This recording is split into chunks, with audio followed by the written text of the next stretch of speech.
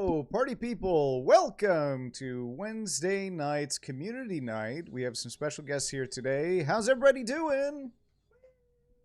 I am doing well. Doing great. You guys cued in. There was a slight audio bump like right at the end of that, so we just caught like one single note from Andrew, and that's all we got. But hey, welcome. It's Wednesday night. It's community night, and we're doing something fun today. We are not doing iLibreria world building. We're not doing drawing tonight. No, we're gonna play some more Dungeons and Dragons. With us, we have Andrew Krug and Sarah Babe from the show, but we also have two guests. Evart, how do I pronounce your last name? Mohan. Mohan? Yes. Evart is also known as AspiringSpike on Twitch, where he streams Magic the Gathering. Do you stream a format in particular? Mostly modern. Occasionally some Pioneer and Legacy too. Okay. What's the big run in modern right now? I'm hearing bands across the table. Yeah, bands across the table, and mostly what I do on my stream is deck build. So I've been working on a lot of different decks recently, and it's been a ton of fun. The format's super open. It's been a blast. Is Living End still viable? No. No.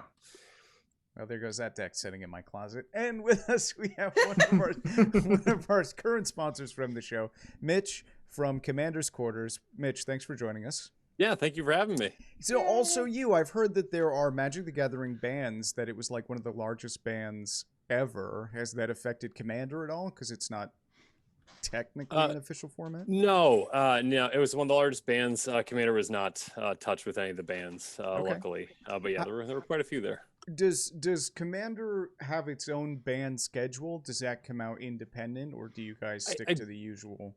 I don't believe there's a schedule. The rules committee actually is separate from Wizards, and they handle the bans. And yeah, I don't think it's an actual schedule. I mean, the last bans I remember were basically when Ikoria came out and Lutri was banned. And so that was kind of more like an emergency ban because they knew that was going to have to be banned ahead of time, essentially. So I think it's more of play as you go. It was a powerful set for big Battleship Magic. That's yes. What that was. Big Battleship Magic set. Hey, but thanks for coming. What everybody really wants to know, what Ravnica commanders are viable? Plenty of them. I mean, Niv's always great. Yeah, I mean, you got 4 Niv options, essentially 3 Niv options, 4 with Reborn. That's probably the one that most players play with. Well, Reborn's a 5-color card. That would be a 5-color card. So that one's pretty fantastic. I think Perun is probably the most played of all of those. A lot of spell slinging, a lot of drawing cards, pinging things down. Yeah, giving the infect for fun. With Grafted Exoskeleton and taking your opponents out with a couple spells is pretty fun as well. I'm already overwhelmed by that deck. Grafted Exoskeleton is so good. Such a fun one. I remember Slivers.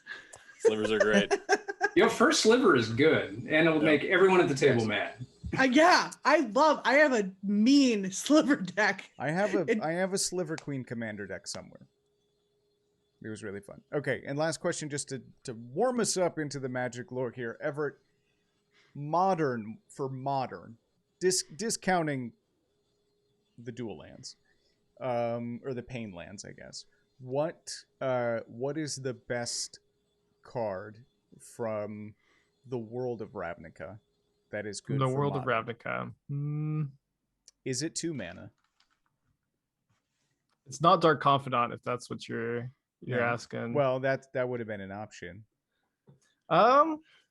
Right now, the best card from Ravnica in Modern, there's definitely a lot of really good ones. I'd say Utopia Sprawl would probably be my pick. Yeah, that card's really, really good. It is very good. There's the 2 mana Izzet Goblin, right? That reduces spell cost. Electromancer. Yeah. Yeah, Electromancer is really good. There's also Baral's not from Ravnica, it's from Kaldheim. I thought Electromancer is really good. Niv Mizzet's really good. The 5 mana Niv Mizzet. Teferi Time Raveler, it might also be a pick because that was technically a Ravnica card, although not super flavorful for Ravnica. Our show does not acknowledge War of the Spark yet. Okay. I forget I said anything. Spoilers. We don't acknowledge War of the Spark yet. Okay, so we're gonna play some D&D. So we're gonna play the Krenko's Way one shot. Some of you might have remembered this from Gen Con last year. It's an amazing one shot that's gonna handle a great way to sort of hit the street level, the sort of dark and dirty aspects of Ravnica. And let's roll. Okay, so we're just gonna start with an intro and get right into it. Any questions before we begin? No is also acceptable. Here we go. All right, so life in the 10th district is never dull. A hub of constant activity, it always offers a new opportunity, a new challenge, and new intrigue. It is a place where a promising adventurer like you can find your path to glory, riches, or power through your allegiance to your guild, or lack thereof, for our table. But first, you'll need a job, and that will help you prove your worth. Today is your lucky day. This afternoon, you receive a brief note from one of your contacts. I heard today from someone who was looking for help finding something. Seems pretty serious.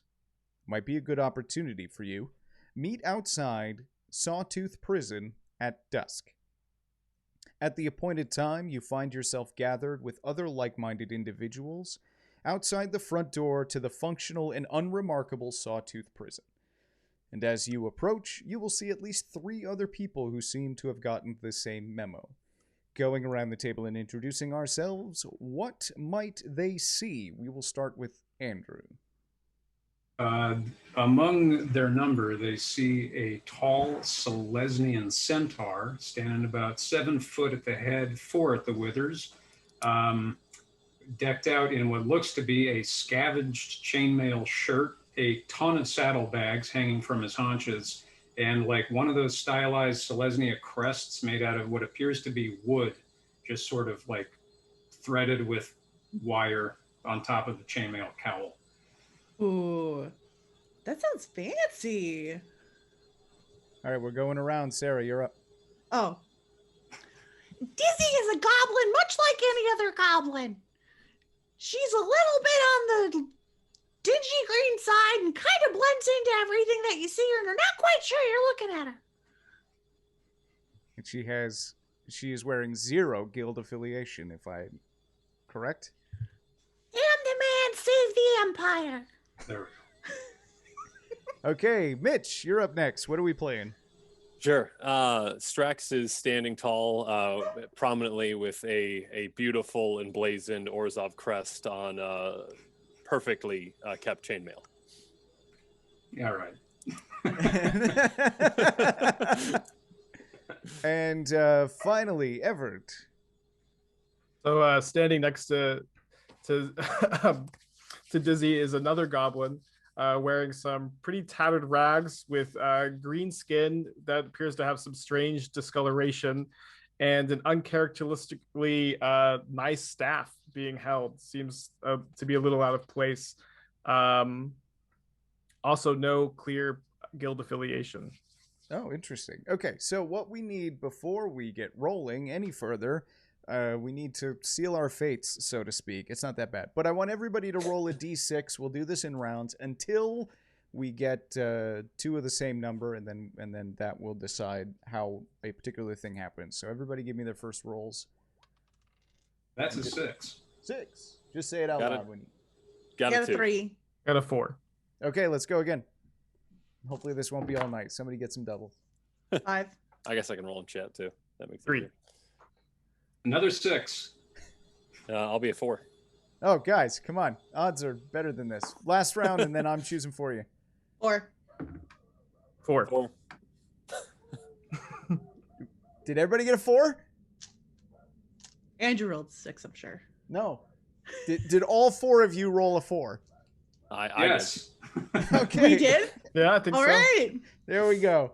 And all we it takes win. is some prodding. And Ravnica blows up. Yep, that's it. Ravnica blows up. Great. So, light rain begins to patter on the cobblestone as the sun sets behind the spires and the towers of the city.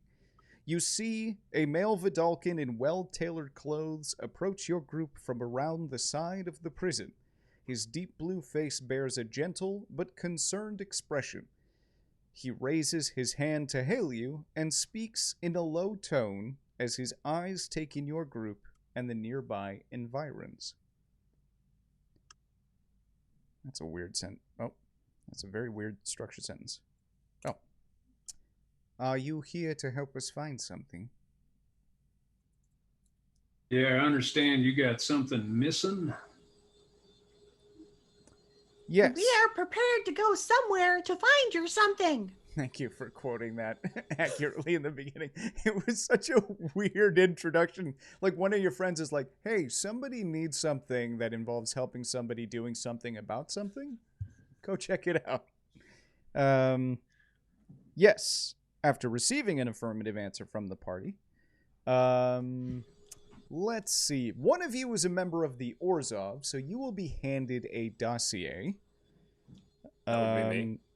With some particular information, and inside, as you open it, you see a crudely drawn sketch of a rather nasty-looking goblin with sort of a crudely made crown / helmet made out of, like, iron scraps. There is this. It's the card art from the whatever Gotcha. it is. Yeah, that's my M15. boss. Yep. Gotcha. And the Vidalcan says, this man is known as Krenko. He's a very dangerous goblin who recently escaped during a prison transfer, and we need him recovered. Sounds easy. Ooh. We know goblins. We can do this. We're definitely qualified for the job. Yeah. Goblins. Let's get some history checks. Ooh. Dizzy with advantage. Yeah. Got a 9. That is a number of 17. Dizzy, you definitely... So, Zaps, maybe not... Depending on what you're doing, depending on what you're focusing on with your career, perhaps, I don't know, street rat goblins are beneath you at this point in your life. But for Dizzy, definitely, you've heard who this is. Krenko is a guy who's the leader of a gang. It's well known within the Underground that he went to prison some time ago, and the fact that he's now out carries some weight to it.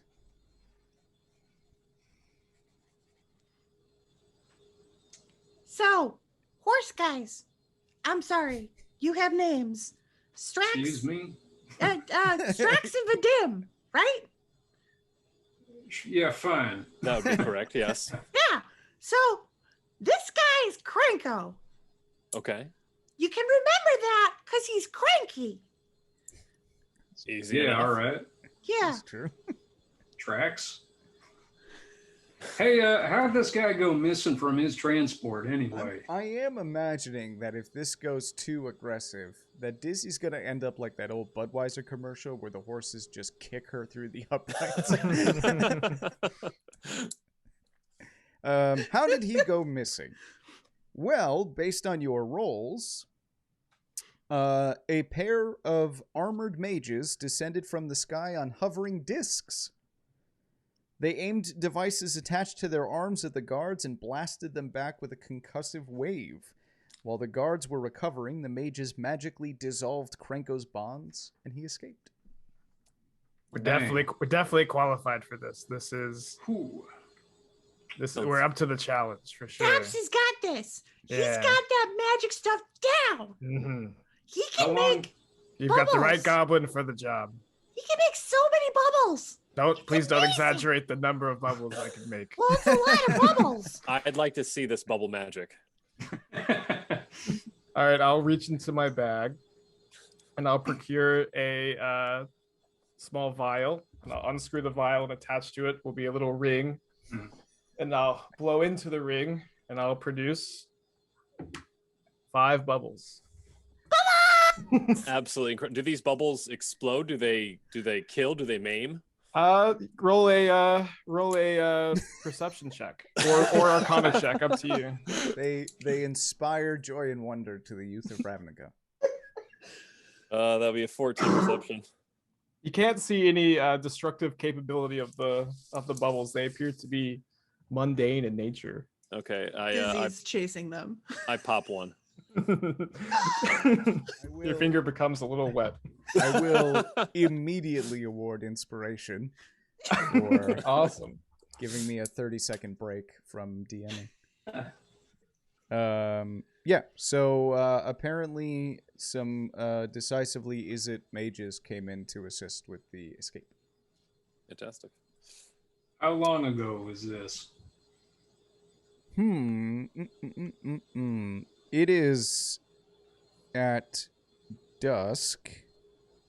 I believe it happened this morning. Yes, it happened this morning. All right. So you guys got some word from some buddies that, hey, go check this out. Somebody immediately needs some help. So you just heard about this today. It happened. Well, he can't have gotten far. One wouldn't think. We need you to track down Krenko and bring him back alive, and then we can interrogate him and keep him off the streets for good. Sounds simple enough. And you'd like him delivered right here? No. No. There is a rendezvous point which will be given to you if you accept the job. Okay. And if this Vidalkin feels willing to give you the job. Well, I again assure you we're very qualified, and I could sure use the money. Super qualified. Mega qualified. Yes. The I've best qualifications. Done many jobs like this before. You are not visibly displaying any affiliation to the Is-it. No. And do I need to I'm also not affiliated with the Is-it. Oh, okay. Yes. Well, I feel silly for the Is-it frame that I made for you on the stream. No, well, I would say that the blue-red would definitely be the right color identity. Okay. Yeah. Well, then there's no problem. You guys, you've got a person with all the information you possibly could need to get started. So don't be too quick to disappear without knowing what you need to know. Easy enough. Was it specified again if Krenko needs to be alive or dead? Alive. This Vidalkin wants them alive. Oh. What if it's the spirit? Can we bring back Krenko's spirit if we happen to kill That's Krenko? a very excellent question. That's an amazing question. No, they want them physically alive because if they are a spirit, then they are very clearly owned by the Orzhov, which means that they have to go through exactly you to do why what they I want. So they wanted to clarify that. Yep. They They are not cool with that arrangement. Gotcha. I'll tug on the Vidalkin's, pants and say, I have a question. Sure. Where is Krenko? Well, if I knew that, I'd send you right there. He is likely in hiding at the moment. The problem is that Krenko has made a lot of enemies. Namely, his gang is at war with the Shattergang brothers at the moment. They are a rival goblin gang that specialize in illicit weapons, and they want Krenko dead. Illegal. And they want Krenko dead in reprisal for the murder of one of their lieutenants. The dead lieutenant happens to be the youngest of the 3 siblings. So do you have like a general direction or something? Any last known whereabouts or criminal turf? So Krenko's gang is... Their territory operates out of Foundry Street. He was apprehended to answer for a long list of crimes, including murder, and so if there was any place he possibly would have been wanting to hide, or at least gang members who know what might have happened to him, Foundry Street is an option. I gotta ask, are there any arresters on this case? We likely to run across any of Zoria's folks? Normally, we would let the Azorius deal with this situation, but the fact that we have noticed that they've had help from one of the other guilds, we are certainly cautious about how far that might extend. We are enlisting others to investigate that connection as well, which is a bit of the larger problem, but that's why we are more interested in recruiting people who are either unaffiliated or willing to step outside of their guild's jurisdiction, at least for the moment. So we don't have badges. This is kind of like an off-the-books job. Yes. Yes. We don't need no stinking badges. Nope. How do we Find 'em. contact you once we got them? There is a rendezvous. That's an excellent question.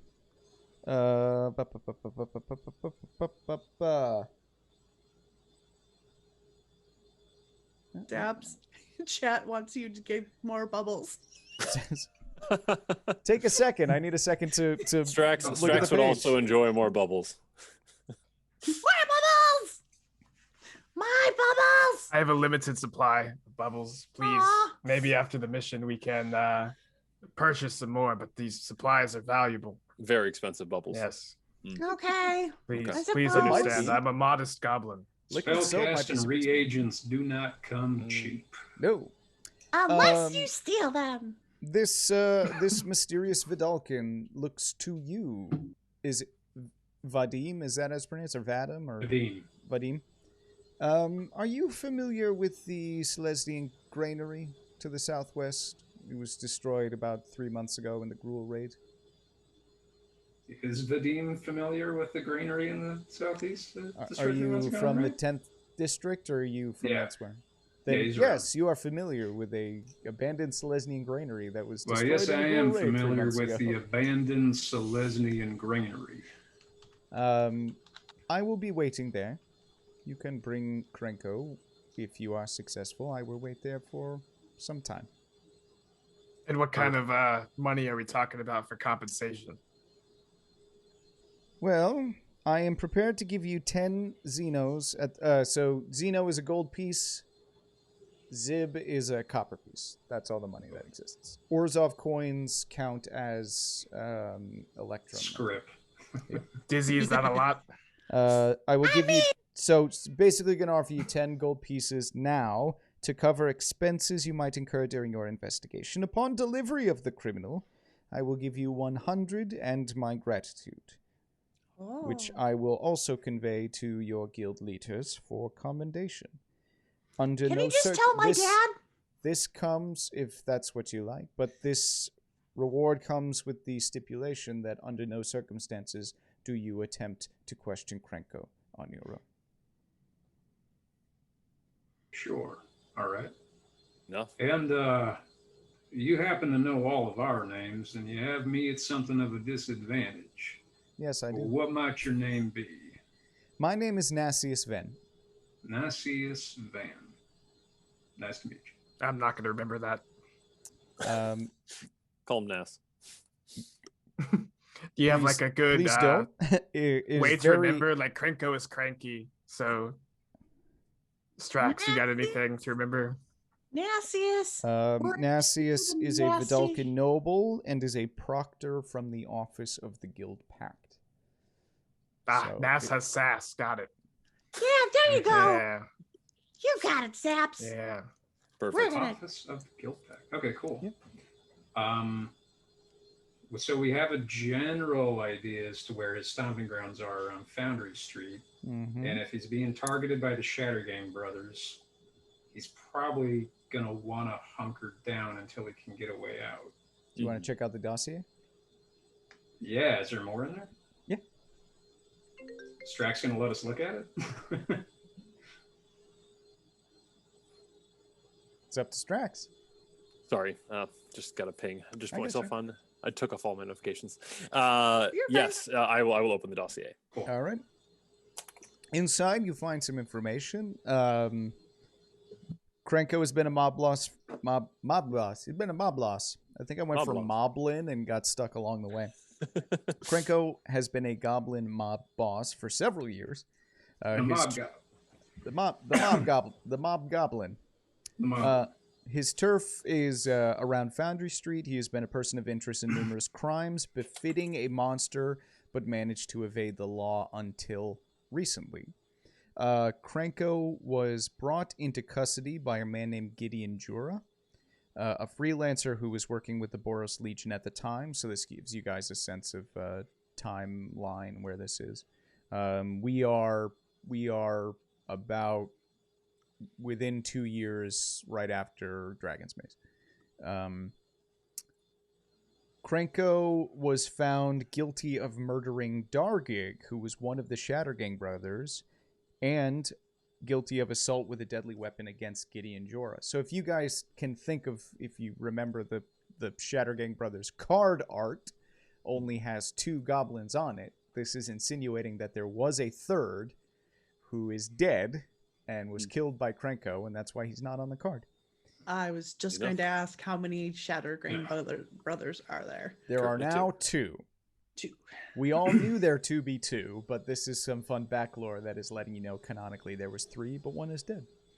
The weapon found on his person at the time of arrest was a magic shiv, which the game book also informs you is known as a prison knife, for those of you who are too young to be familiar with the horrors of the shiv. It's just like in parentheses, like it's a prison knife. Reportedly, it could punch through force barriers. It isn't known how Krenko obtained such a weapon, and Krenko's notable associates include the mysterious Mr. Taz. No other information provided. And also, he has an associate that is a renegade Izzet weapons inventor named Faelish, who is a human female often seen around Tin Street. Both are also persons of interest with the Azores. I'm sorry, you said Faelish was a human, is it? Renegade Izzet female human. Gotcha. Weapons inventor.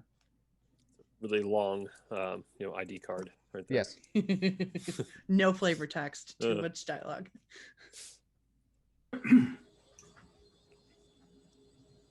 There you go. All right. So, Mr. Van, do we have any idea if there's this Mr. Taz? Do we know anything about him other than that he's mysterious? No. Oh. Baelish got a regular address.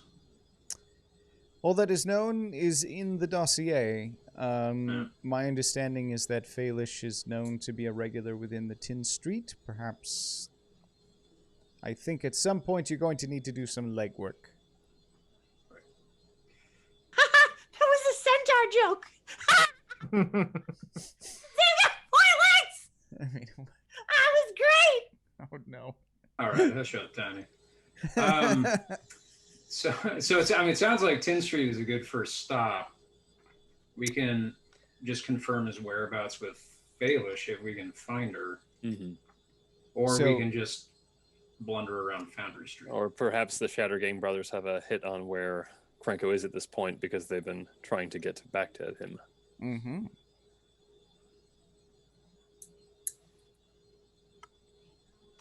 If you could find out where the Shattergrain brothers operate, that's another avenue.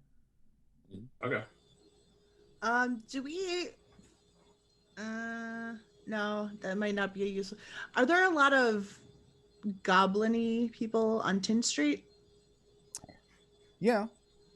Okay. I only say that because there is specifically a card called like Tin Street Runner or Tin something Street. like that is a goblin card. But yes, so Okay. Tin Street is the longest street within Ravnica. It stretches the entirety of it stretches from, Andrew, help me out here. What is it? District 1 up through District 4? Like it splits? Yeah. It like splits. Yeah, the whole way. Yeah.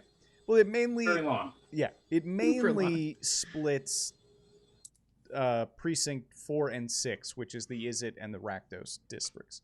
And it's like a giant, whatever you could possibly need in Ravnica is on 10th Street. It's full of markets and shopping and all sorts of places, but then also in the evening it's all theaters and pubs, and it's just a big commerce street, and it's very, very long. But the area specifically that you would need to be investigating would be directly in between the Rakdos area and the Izzet area, both of which have large goblin employment opportunities.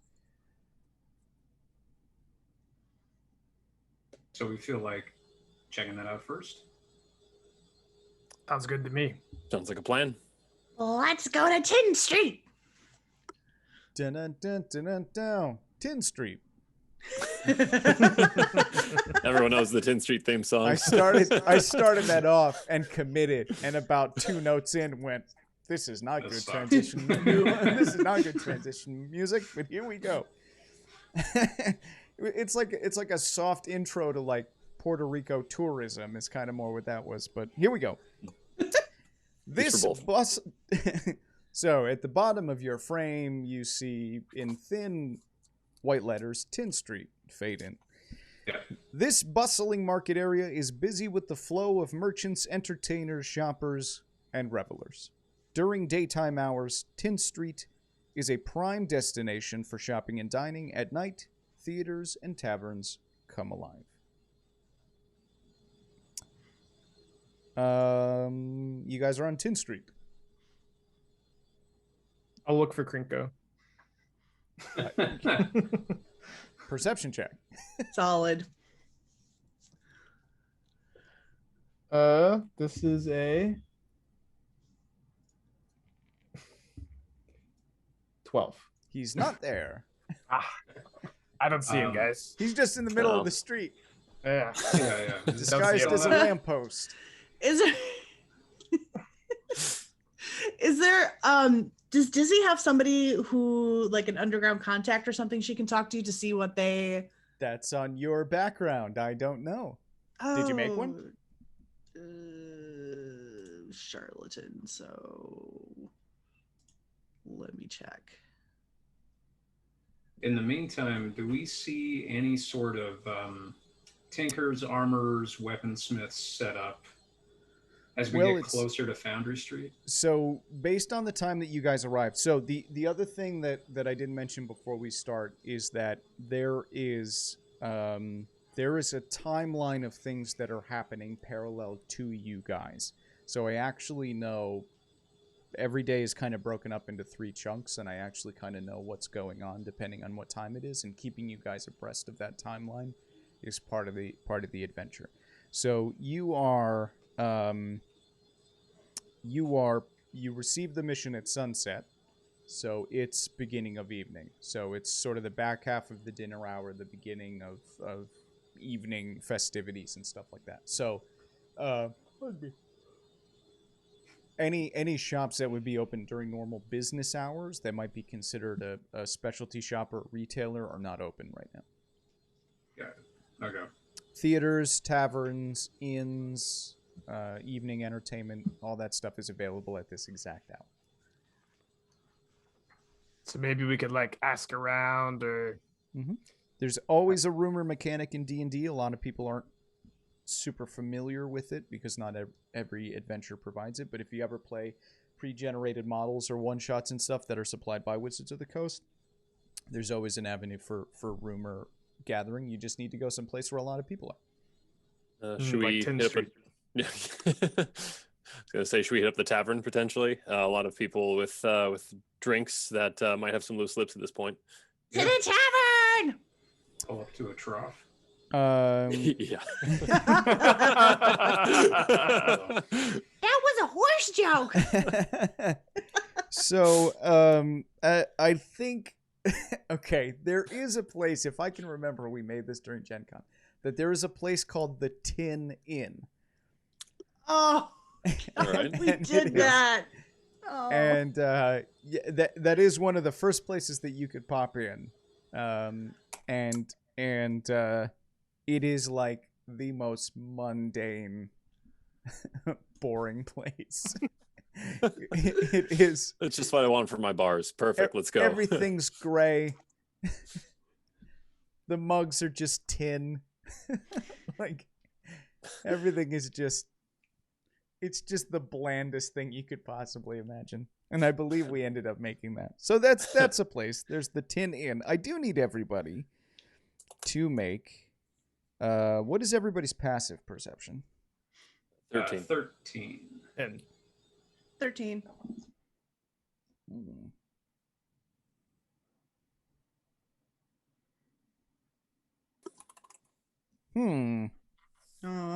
Dizzy? No. Yeah. You think you might see something? It's hard to know before you walk into the inn, but something.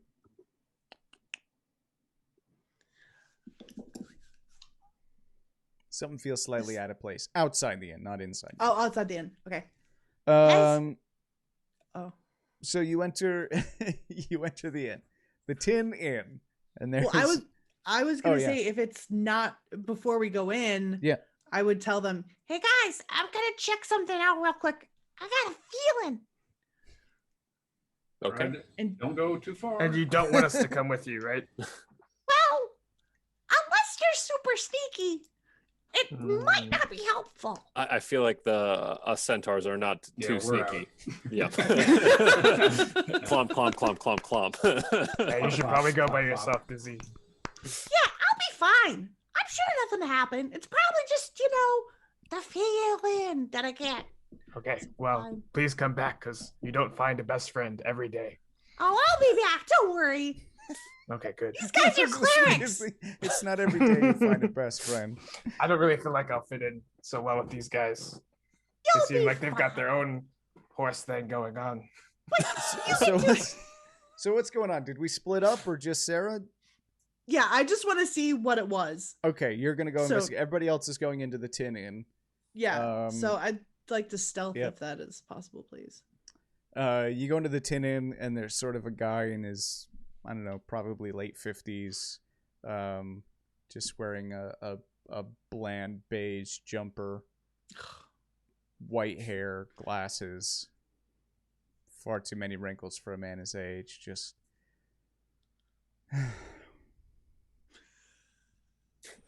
Now that's hospitality. Welcome. Thank you. Trouble you for one pitcher of ale. The blandest you have. This is an inn, so no. I'll Oh, take straight up, one then. in, please. Taverns, taverns are up the road. This is just the closest place where people who work are available. If you'd like a tavern, All right, I'll slam my hand on the table and what say, is enough Oh. with this dancing Oh. around. Where's Krinko? Tell us right now. intimidation? All right. This is a 12. This is great. This man has lost all fast twitch muscles in his life at this point. You slam your hand on the test, and he's just, I'm sorry, I don't know who that is. Oh, Krinko is a goblin. He is the leader of a gang, and he escaped from prison with the help of wizards. And don't tell anybody, but we've been hired to, find him. I won't tell So- anyone, I promise. All right. And now that we have established, a rapport, do you know where he is? I do not. Do you know anyone who might know where he is? We do not deal with people of such extreme alignments. What about the Shatter Friends? They're also The goblins. Shatter Friends. Yeah. I pull Zaps back and I say, you were saying there was a bar somewhere, a tavern somewhere. Could you And direct us to The that? Shattergang brothers, actually, he does know. Oh, interesting. I push don't Zaps know. back forward. And I'll slam my hand on the table again. Shut up! Start He- talking. He Where looks, are they? Strax, he looks at you and just points and says, He's not one of them, is he? Oh, This Shattergang, Zaps? brother? No. No. Okay. No. Well, you never know. I have heard that the Shattergang brothers operate around Tin Street. We're on 10th Street. Long Yes. Street. It's a very Oh. long street. Thank you very much. The horses will see to your payment, and I'll walk out of the Tin Inn. Okay.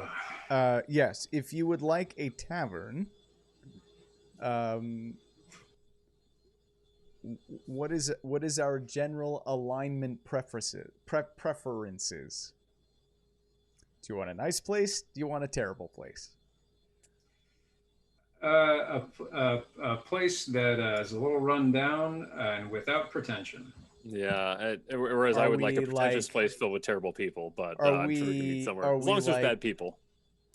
Girls' night out, or are we like, don't go there if you like your physical health? Girls' night out, for sure. I thought you left. Oh, I thought we were. I don't know if we're. Pop back Are we in and go discussing girls' night out. For the sake of investigation. I'd like the shadier place. Sounds Personally. like the seedier the better. Shadier for the kind of people that we're looking for. There is a place known as the Millstone towards the end of the street. That is, it caters to the rough and rowdy. It is not a place I would recommend going. Thank you, sir, for the recommendation and for letting us know not to go there, but we will most likely head there. So, appreciate that. Clop, clop, clop, clop. Clap, clap, clap, clap. Thank you. Busy! Yes. I need a I mean, yeah, boss. I need a perception roll. That is going to be. Wow, this dude sucks. That's going to be an 18. Yeah, it doesn't take much because I rolled a 2 and then a 3. So there is a goblin who is not following you across the street, who I think is perhaps perplexed by the fact that you are a goblin and is definitely trying to get a read. This guy's super nonchalant. I'm going to stop, Mm-hmm. back up a few steps, go forward again, and see what he does. I rolled another 3. Holy crap. He falls over. I don't know. Does the book give me what happens if you roll like hot garbage? What does he do then? If he notices that you see him, he tries to want to run away. So he starts booking it down the street. I'll run after him. All right. Do we know where you went? Oh. If you stop to warn, you will lose him. It's your call. I'm going to make a bad decision. We're going to Do it. run There's after no bad him. decisions. Go for it. There is no future. And then there were 3 party members. All That's right.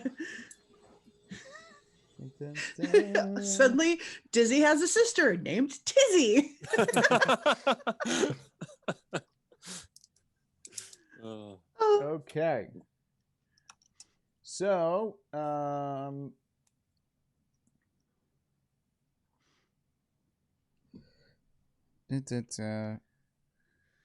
okay, let's make some athletics checks here. okie dokie.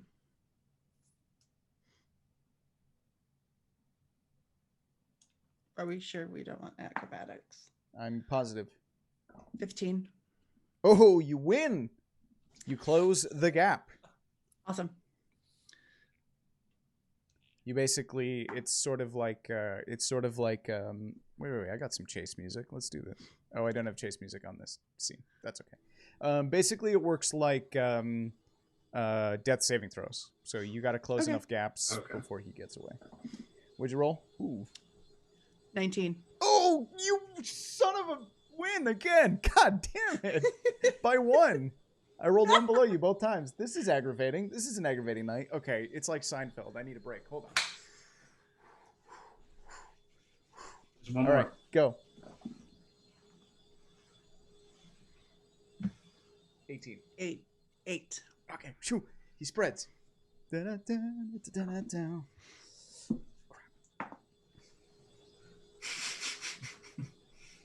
3.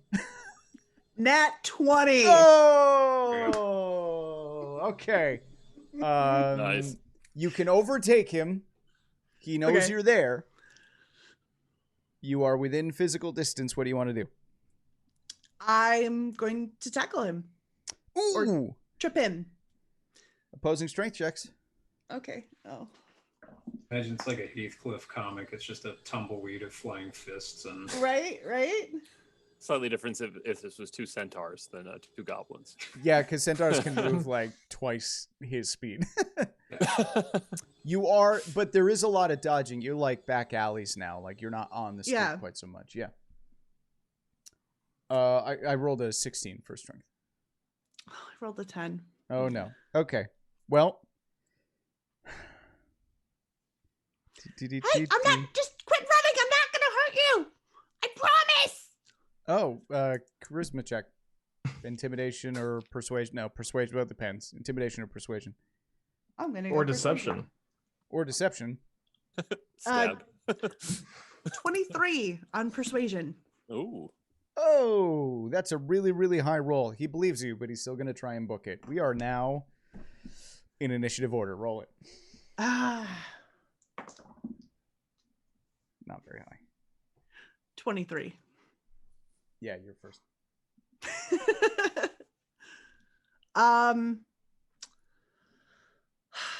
Is he still within reach?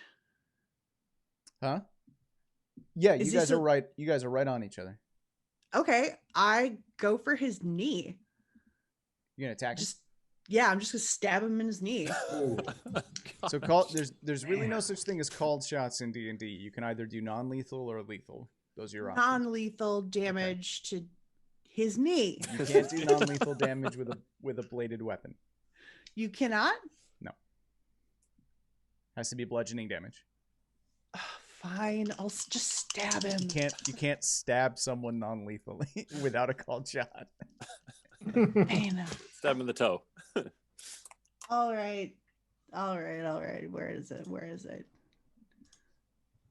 That- a cleric, so should be Yeah, we fine. can heal. I got a 19 and a 14. To just attack him? Yeah. I mean, both hit. Okay. It's a good thing we're on the back alleys. This murder dude in the street. It's still a crime. 12 piercing. I mean, how does it happen? You murder this dude in cold blood. Oh man. Yeah, I just accidentally stab him too much. Not accidentally. You Okay, made there the wasn't an choice. accident. Oh man! You made the choice to stab him with stabbed lethal him. I'm not damage. supposed You to made this stab him. choice. There's nothing accident about I'm this. supposed to. Oh, I needed information. The dead can't talk. Wait, that one guy's in Orzhov. I run back because I know Okay. the cleric's in Orzhov. Okay. So I need to get Strax.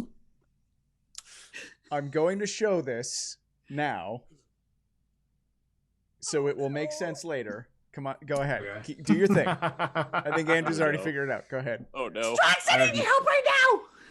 With what? What happened? I made a boo boo. Ooh, dang, come on. There's a ghost. Yeah, well, we need to make a ghost. Come on. I chase after her. We need to make a ghost. It's I one of the most refuse to confusing leave the orders. two of them alone. Vadim is like hot on his hooves. I guess I'll go too, but nobody asked. I stop for a moment. Zaps, you are always welcome to follow you. You're my favorite other goblin. Well, that means a lot. I'm just worried that you'll become best friends with Krinko at the end of this adventure. No, I've been he's pretty too insecure about it. crummy. Mm, He's gross. thank you for saying that. All right, let's go make a ghost. Let's go make a ghost. As you return to the body, because he rolled a natural 20 on his death saving throw, that actually revives him at 1 HP, and he's gone. There's nothing there but a pool of blood. Are there drips of blood? Survival check. Oh. Am I the only one who can't see the ghost?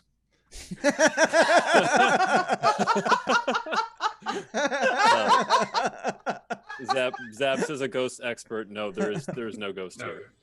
Okay, thank you. This kind of bugged out on me. It's either a 6 or a 24. I have an 18 in survival. An 18 will be good. Okay. Yeah, there's some blood. There's a trail. Follow me. We've got this. We are so off book right now. Yeah, whose blood is this? It's just some other goblin. Don't worry about it. Don't worry about it. It seems like precisely the thing that should be worried about, because it's possible that you committed a crime. And two members obvious. Two members of white guilds need to be cautious about what they're doing here. Did you stab this goblin? I think she said not to worry about it. Worry about it. It was a ghost. Multiple deniability. If I tell you what I did, then you're gonna know, and then you could rat me out. But if I don't tell you what I did, you could just be like, I don't know, she's a crazy goblin. So you did stab this goblin. I do not have to answer a question like that from you. As long as I get a ghost out of this, I'm fine with it. Okay. You guys track this blood splatter through the back alley. And you can see that whoever this guy is, he's no amateur at evasion. He is making some very clever paths for the two goblins. You guys can kind of piece together his thought process. He sort of bumps into something over here, but then he makes a hard cut into the street, goes through the street a little bit, maybe steps through a puddle or two back in, but your survival checks are very high, and you can see him trying very, very hard to lose whoever possibly could be, because he doesn't know whether or not you're still following him. And after a time, through some weird zigzaggy family circus style line following. Oh, I know exactly what you're talking about. Thank you. I appreciate the validation. Yeah. You just approach like a back door behind like a restaurant that he very clearly has gone into.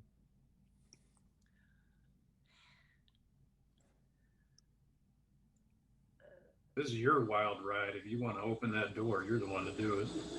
No, I'm just debating if I should knock first or not. But so you just stabbed someone, and now this is the debate. It never hurts to be polite. I don't want to be seen as rude. We can always go to the front if you would like. It is a restaurant. Oh yeah, you guys go in the front. I'll go in the back, and that way we'll have him trapped. Sounds good. What do you want to eat? So we can order for you. Give me some mozzarella sticks and some spaghetti. If I remember correctly, this place has killer meatballs. Okay. It's near Precinct 6, so it's barbecue. Oh yeah. Yeah. Yeah. Clip clop around to the front of I'll this go in the back. restaurant. Dixie, you're going in the back? Yeah. Dexterity saving throw, please. Yay!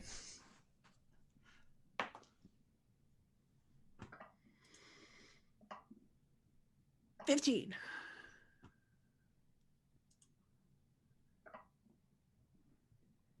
Yeah, level 1. You will take half of a bunch of damage, which will equate to 6 fire damage. That's the door was booby-trapped. And so those of you walking to the front just hear a pretty loud bang. And everybody in the restaurant is like, oh my God, what happened? And the service staff goes like running to the back. I'm going to check on Dizzy. Does she normally do that? Not usually. You guys run someone around the should back. stay and get a table, though. You guys run around the back and you see Dizzy putting herself out. Izzy, are you okay? I feel like barbecue. Some of the restaurant staff has like come out the back and they're like, "What the heck?" Don't worry about it. Just don't worry about it.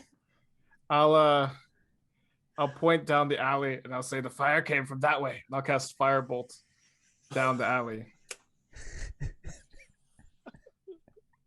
I mean, That's deception. some Bugs Bunny shit right there. Like That is their back great. door is blown off.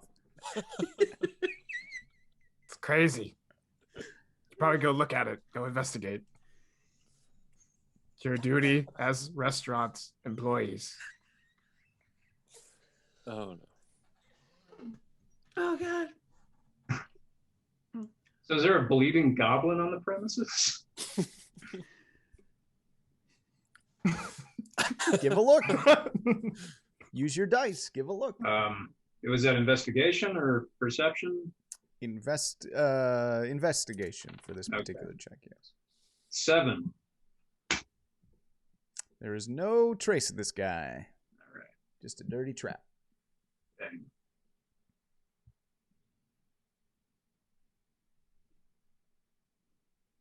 I will let you guys know when you hit the end of a particular thread. You have hit the end of a particular thread. Is that us letting? Is that you letting us know Is right me now? letting you guys know that you have Sick. you have hit the end of the thread of the guy who was tailing you. So do you guys still want to get a table or what? The rest of the campaign is us just eating dinner. Also good. How, You got 10 gold With the pieces for 10 free. gold, exactly. Yeah, it's a lot of barbecue. how far did this guy lead us on this chase? You're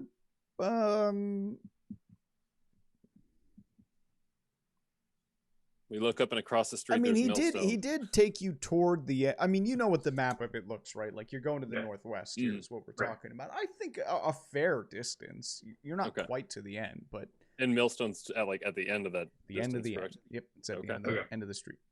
All right, at least Well- we're going the right direction. Might as well. Dear lovely clerics, I seem to find myself quite singed. Of course, I cast Healing Word. Oh, thank you. You're a darling. I think based on accent, the people who own this place are from like the same region of Ravnica that Vadim is in, and they just come out and like, "You all right? What the hell happened here?" Just points to Dizzy. High temperatures and thin skin, but All right. now we're all safe and sound.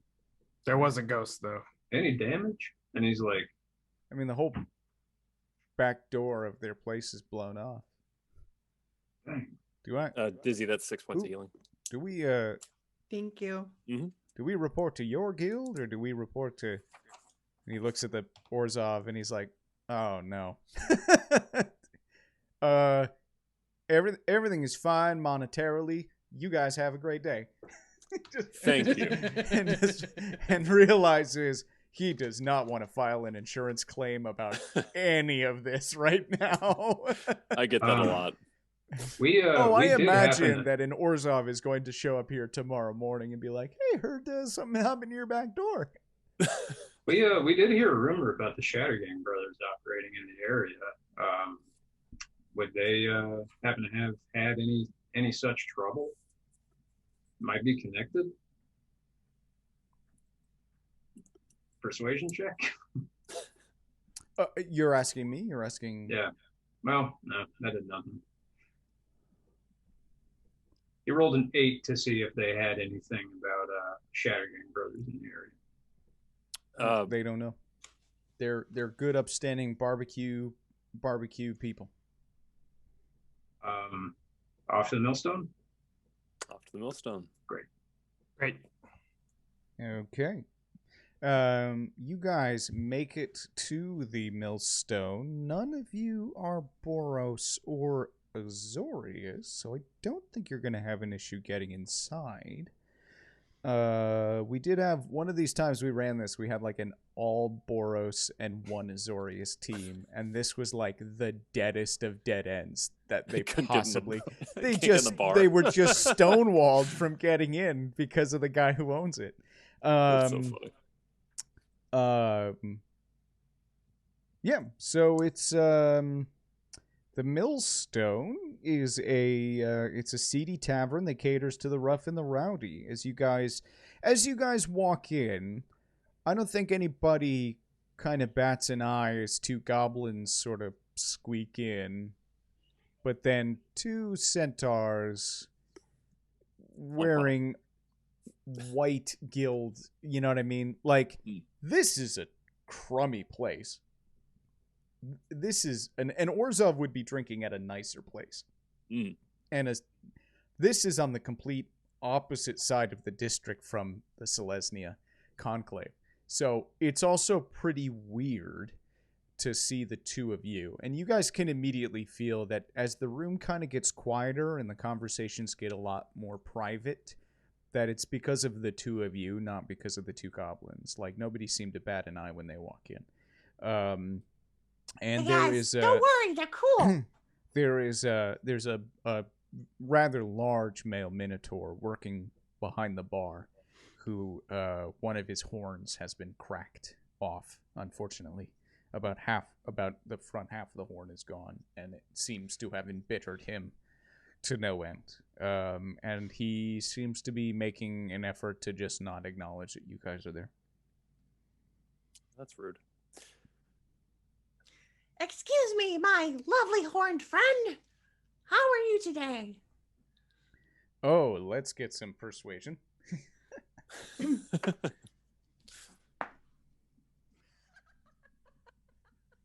Oh, no. I'll laugh. I don't know if that's good or bad. I would assume it's a 1. It's going to be really good. Oh, no, it's Oh, God. Much better. So, no, we can make this work. We can make this roll over. And he just sort of goes over and addresses you. And you may immediately pick up that, put 2 and 2 together. If that makes any sense to you. I'm not going to say it out loud, but he immediately comes over and serves you with some sort of familiarity and hands you a drink. You don't even have to order. He just hands it to you. Thanks, friend. Wow, this place is great. Doesn't even ask for payment. Is there like a napkin with a note or anything on this He's drink? not hitting on you. He just offered you what you wanted. I think he assumes you're with the family. Ah. Possibly the lately bereaved.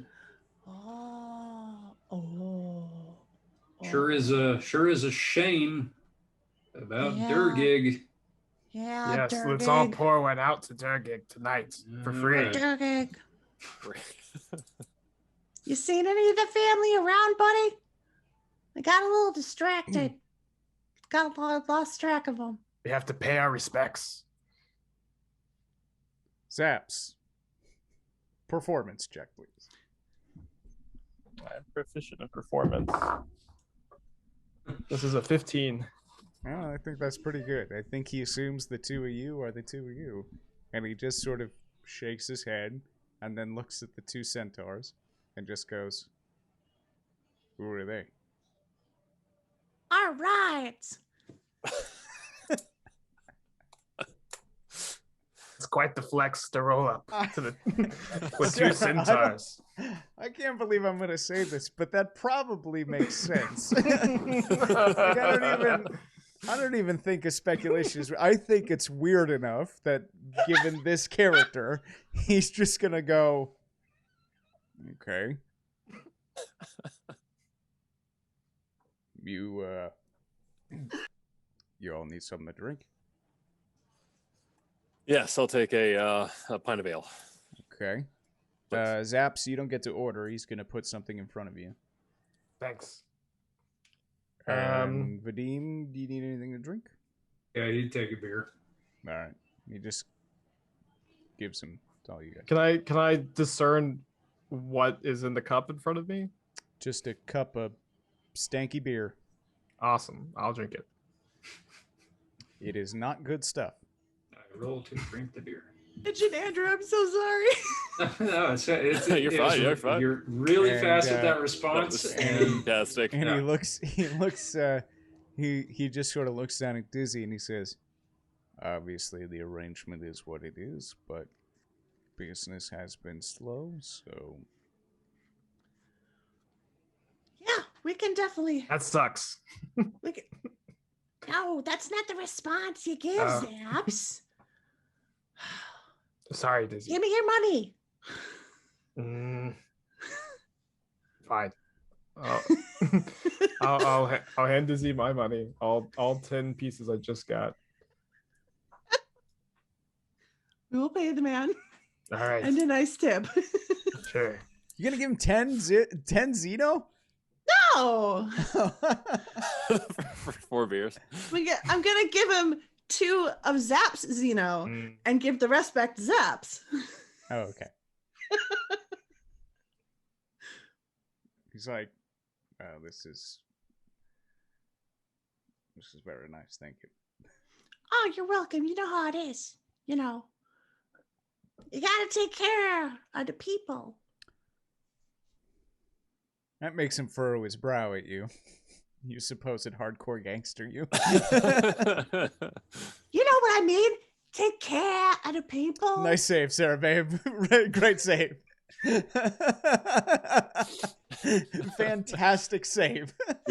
we did just come back from a stabbing, so Yeah, you Yeah, probably I got a little probably blood got- on you, Is there any too. blood? I probably Yeah. got blood Blood all all Well, over I over can me. honestly say that this one shot has never gone in this direction before. So what do you want to do? I love this one shot. It's so good. this is We've a never busy been down show. this We road, got- so what do you No. want to do? This guy clearly thinks you are someone you are not. Mm. Yeah. So the Shatter guys, they've been around recently. We want to pay our respects and stuff. I mean, he would not know who they are. He is definitely not a member of the Shattergang Brothers. That is a goblin gang. And if you guys start asking, where are my gang?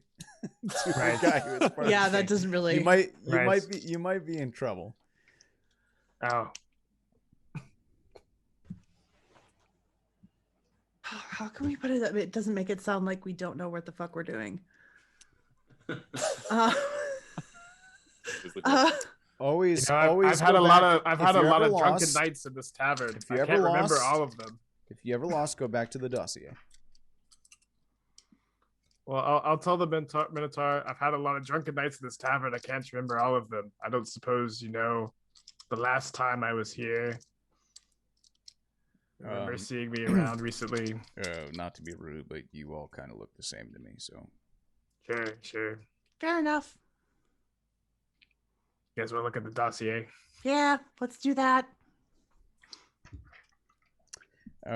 specific information about Tin Street is that there is a female human in the dossier often seen around Tin Street. Oh, yeah. okay.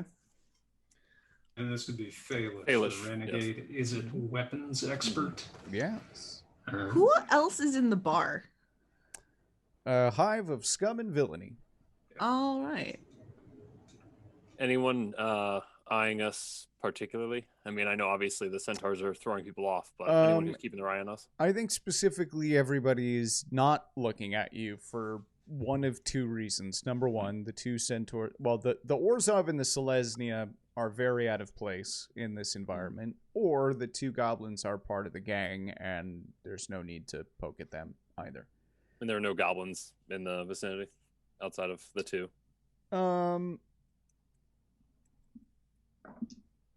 There are not. But there's a mix of, there's a mix of physical appearances. There's, humans and probably ogres and some what is it? Not the Dalkin or who are the Loxodon? lizard guys? Viashino. The Viashinos. Probably some of them. Maybe a little bit of Rakdos affiliates. Some people who might be sporting Rakdos gear in there. Yeah. Just a suggestion. Ask him about Falish's whereabouts. That's what I was just gonna say, Andrew. Had a bit of a run-in. Had to change up the safe house recently, if you know. Wait, you want me to ask? Yes. Oh. So, you seen Failish around lately? She's not in tonight. Ah, dang. Do you know, I think they moved her. Do you know where she's staying? No, but I've never known her to be gone 2 nights in a row. Oh, she wasn't here last night either? No, she Wait, that's was. She was. So if she was here last night. He speaks she's with not a here patience he often needs to command with goblins. Yeah, I get that feeling. She was here last night. Yeah. She's not in tonight. Right. I've never known her to not be in 2 nights in a row. She would be back tomorrow night. Oh, There's a sigh of relief out of his mouth from the centaur. That's just like, oh, I forgot what it was like to talk to. Yeah. I cheers my glass and tip my head to the mentor. To talk with people of some cognitive resonance. Like So, what's your name again? I'm sorry, I keep forgetting. Waroon. Waroon. Thanks, man. You're a good guy. He smiles as much as your coin is worth. Yeah, right. Yeah, exactly.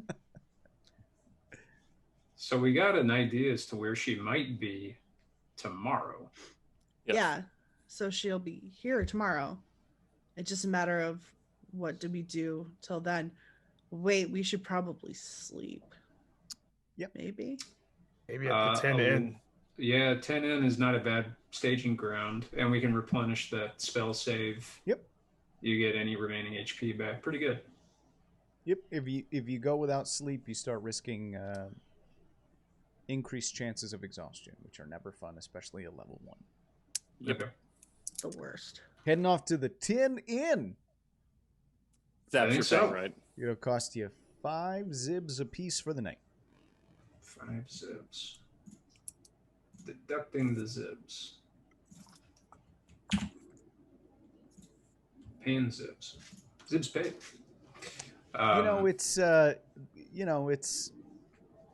It's fine. Yeah. Your sleep is it's all right. The accommodations are, it's fine. I'm imagining having to build a bedroom for a centaur. Just like big, wide open, a bunch of like throw pillows and stuff on the ground. Hey, yeah. It's like Hey, thing that they have do. some more. Your oars up, man. Have some more consideration. for your Have some situation. self-respect. Yeah, is it more expensive for a centaur room than a goblin room? Get a blanket made out of Centaurs frills. are plenty. Because the rooms are probably the same for ogres and minotaurs are going to need an equal size. It's a big room. So it's all the same price. Yeah. Do we all? The goblins get a closet. They only It's pay more. one. It's more per person than the actual place. Like you could stuff people in the same room, but it's going to be the same cost. So the question I really want to know, which is super important, can we have a sleepover and can I braid your tails? I don't have a tail. Not a part of it. Not a part of this. Not a part of this anymore. No, I'm kidding. I don't really do. I would allow it for 1 zip. Ooh, Oh yeah, I'm paying that's for it. that. Deal. Deal. Anything for money. Advantage, off. my friend. Advantage. Get yourself a point of advantage. There you go. There you go. Oh man. Okay, so some things happen. Some things happen.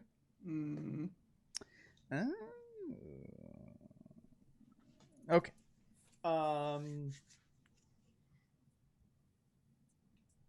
You get a long rest, so replenish yourselves up. Like I said, it's fine. Breakfast is some mediocre coffee and toast. It's fine. You guys head out onto the morning of the second day. What would you like to do? Well, is the millstone going to be open in the morning? I mean, unlikely, but it looks like the rest of the. You know, by the time you guys get up, 10th Street is bustling. Early morning merchants and food vendors and stuff are kicking. So, the day life is open. You're on a regular day in Ravnica. Say, is there a weapon shop or a shop or a blacksmith that maybe we could inquire about her whereabouts potentially? I mean, there are. There's all sorts of places that you guys can go ask around. Okay. Does 10th Street have the is it experimentation places? Or is that another street I'm thinking of? I mean, it's possibly another thing. Like that would be within Is It territory. Oh, okay. All right. Are you talking about like the party town area? Yes. Like all of the streets in front of Nivix Yeah. are like it's very strange. It's like a party district. There's like bars and taverns and all sorts of crazy places to hang out. And it's so weird that it's like right in front of the highest place of learning in all of Ravnica. Like we did some interpretation for it within the show, but like there really is very little explanation to it. It's like all in front of Nivix are just like places to get distracted from Nivix. I feel like it's just kind of like a college town bar, you know? Yeah, but it's like for me it felt kind of like Cornell, where it's like this really like famous place of learning, but then also this really famous like college town part, or sort of like Boston Common or something like that. It's a weird juxtaposition that is a lot to be interpreted. But no, that is no. 10th Street is just the biggest of the big fantasy merchant town road. Okay. Yeah. I like the idea of trying to see like the weapons merchants and see if they know. That's a really good idea. Very easy to find a smithy on this street is unlikely. They're going to be slightly off down in Precinct 6 where the foundries are, on Foundry Street. But as far as weapons vendors, yeah, absolutely, you can find one. Sure. Okay. You find a cool place.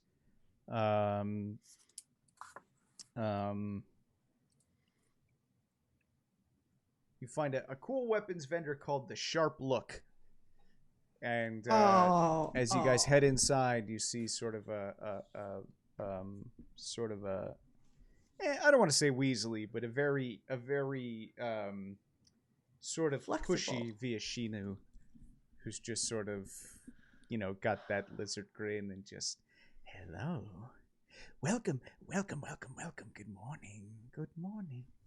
Don't get many of your kind in here. Hello. And then the goblins come in and he's like, and he's just sort of not gonna leave your side. I look him dead in the eye and put my hand towards something. Is there something I can get for you? No. Well, I mean, the information that we came for, right? Please, if there's anything you would like to handle, come to me first. Well, there's a person whose work and expertise has been much recommended to us by the name of Falish. Real eye for, gears and explosives and whatnot is what we heard. Well, as you can see, I deal mostly in martial weapons. Could you describe this person for me, please? Yeah, she's a human lady. Like us, but with, the two legs situation. And she's I don't know exactly her guild status, but she was affiliated with the Is It League for a time, and my understanding is that she's like to bear them colors still. That ring any bells? Well, you could perhaps consult the Is It League. I am not affiliated. I am just a humble merchant of items that kill people. Or carve. We have kitchen knives as well. Does he have a good mace? Not one that's going to be any better than what you're currently... He probably does. He's probably sees what's at your hip and he's like, oh, please. Ooh, check out this lovely item. But it's like, it's not any better. It's not like +1 or anything. It's no like a different meat tenderizer. Yeah. Slices mixed Julian fries. If you want to learn specifically about somebody from the guild, you would have to consult somebody from the guild. But as far as somebody who may have an official shop or storefront, she does not have one. Got it. Thank you for your time. Mm-hmm. Clap, clap, clap. Clap, clap, clap. We have time to kill before the millstone is going to be open. We do know that Krenko was based out of Foundry Street. How long does it take to get there? Is it a quick walk or quicker on our backs? We are your rides, obviously. I know you guys were just looking at martial weapons, but there is. I'll let you guys keep going what you're going for, but I'm gonna prompt Zaps to just give a thought to things you guys encountered last night, and think about some retail options, and just mull that through your brain, and then keep going. Keep planning. Somebody on your team might have a set of skills that might help, or might have some knowledge that might help in a different avenue, but it's up to you guys. Are we talking about stealing things? No. Oh, no. Talking about explosives. Flamethrower. Oh, wait. Zaps. Yeah. What about the explosives at the restaurant? Oh, right. I just kind of assumed that was a spell. But there was nobody casting the spell, so I think you're right. Might have just been a trap. It was a But that means they had to get it somewhere. Or somebody put it there. I mean, maybe from the lady we're trying to find, but maybe this lizard guy knows. Or yes. He's so sneaky. He is watching the two goblins all the way out the door, so he has not left your side. Hey, you sell bombs? I do not. If you are looking for explosives in the alchemical fields, you will have to consult Nagra's Remedies. And where is that? It's a clever term. Up the road. Yards. Thank you. She's got a sign. Do you want us to pick you up any bombs? I'm good, thank you. Okay. Nagra's Remedies. Nagra. Noggra. Nagra. Okay. Nagra. Heck, we got time. Yeah. I mean, it's that or Mid-morning. Foundry Street. Maybe we have time for both. It kind of sounds like this mid-morning. place is You might closer. have time. Let's check out You might have time. Nagra's Remedies. Nagra's Remedies. So, Clap, clap, clap. there is an apothecary called Nagra's Remedies up the shop, and as you guys open the door and the little chime bell goes off,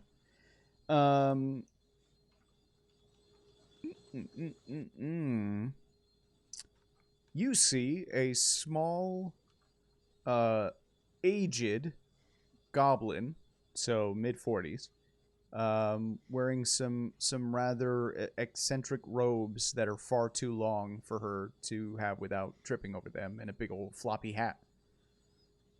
And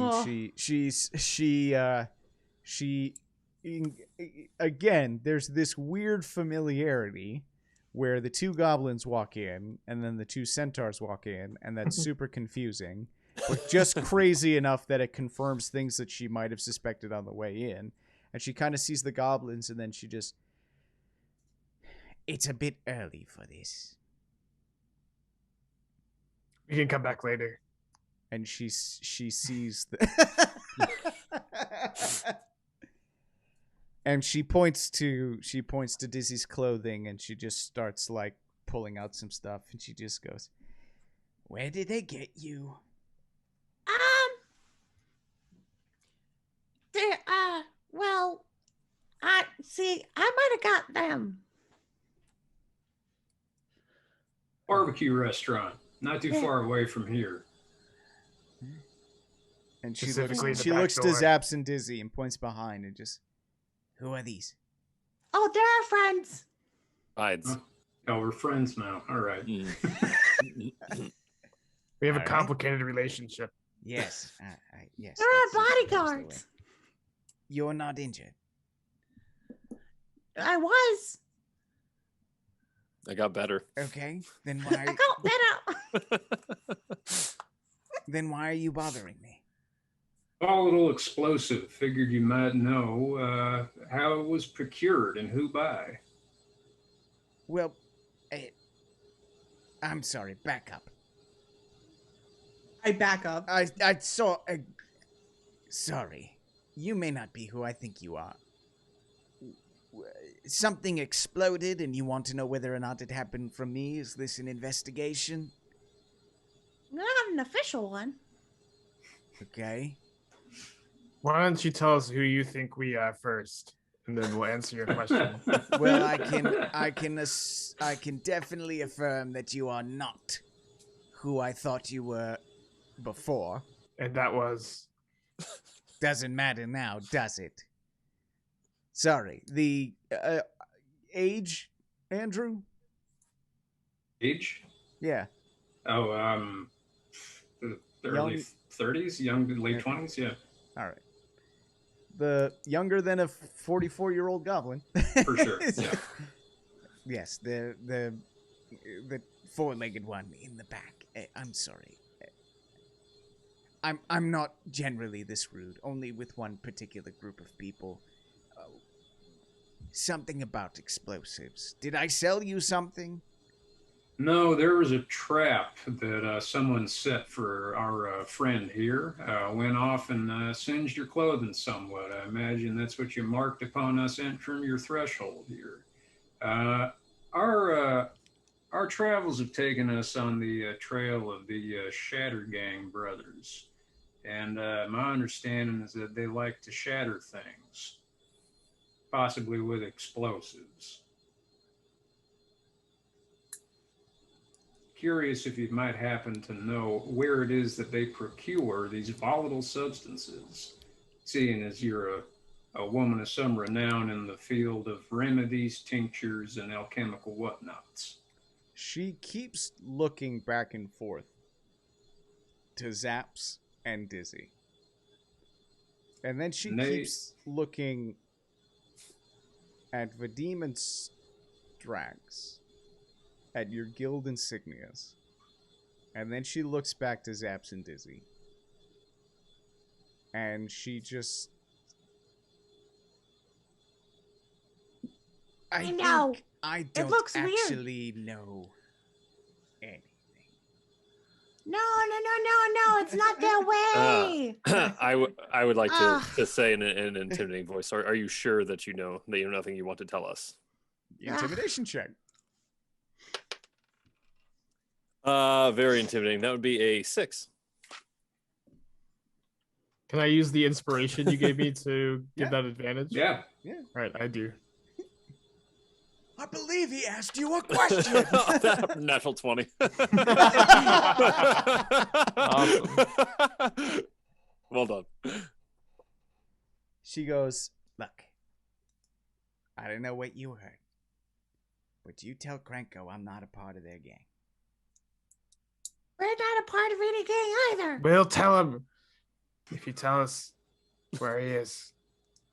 I don't know where he is. He doesn't run 10th Street anymore. No, I got because he nothing was to do in with jail.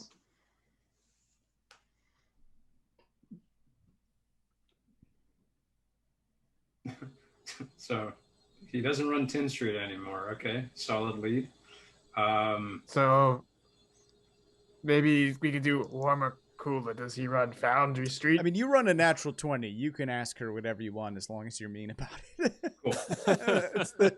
That's how this works. Intimidation, as long as you're forceful about it, she will respond to intimidation. Failish, a female, is it, weapon creator. Former, is it? Former, is it? Do you know her whereabouts? No. But she does a fair amount of business in here. How often does she come by? Whenever she needs something. It's not clockwork, but I sell her.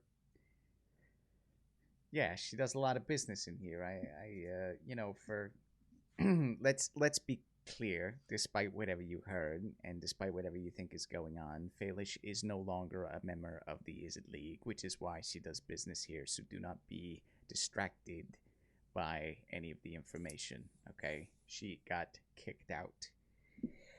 What got her kicked out? If you ever meet her, you will know. She is crazy. And she likes to make weapons that certain guilds don't like having people in the city make. Now look, law says I'm not responsible if I sell her something and she converts it into a weapon and kills a bunch of people, okay? That's not my problem.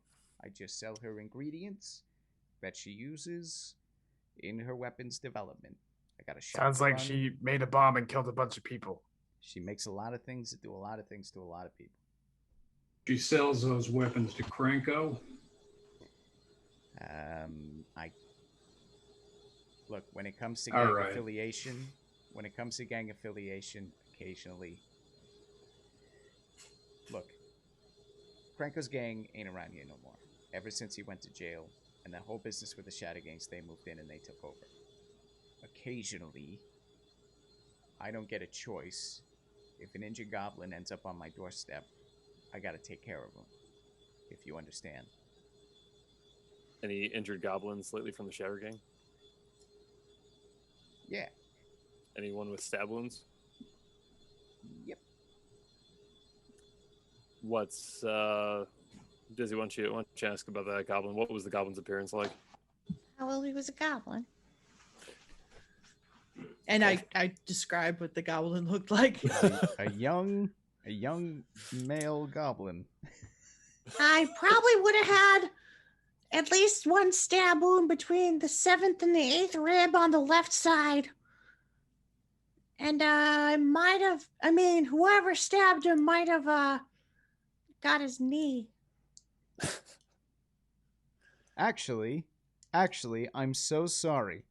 If a character asks about Failish and succeeds with a 20, she gives up Failish's location. Fantastic. Oh, hell. We can still find this goblin so you can finish the job if you want, though. She gives you the location of Failish's. Never gone this route either. This is insane. Fantastic. I love this. It's like the 6th time I've run this one shot. It's been so different every time.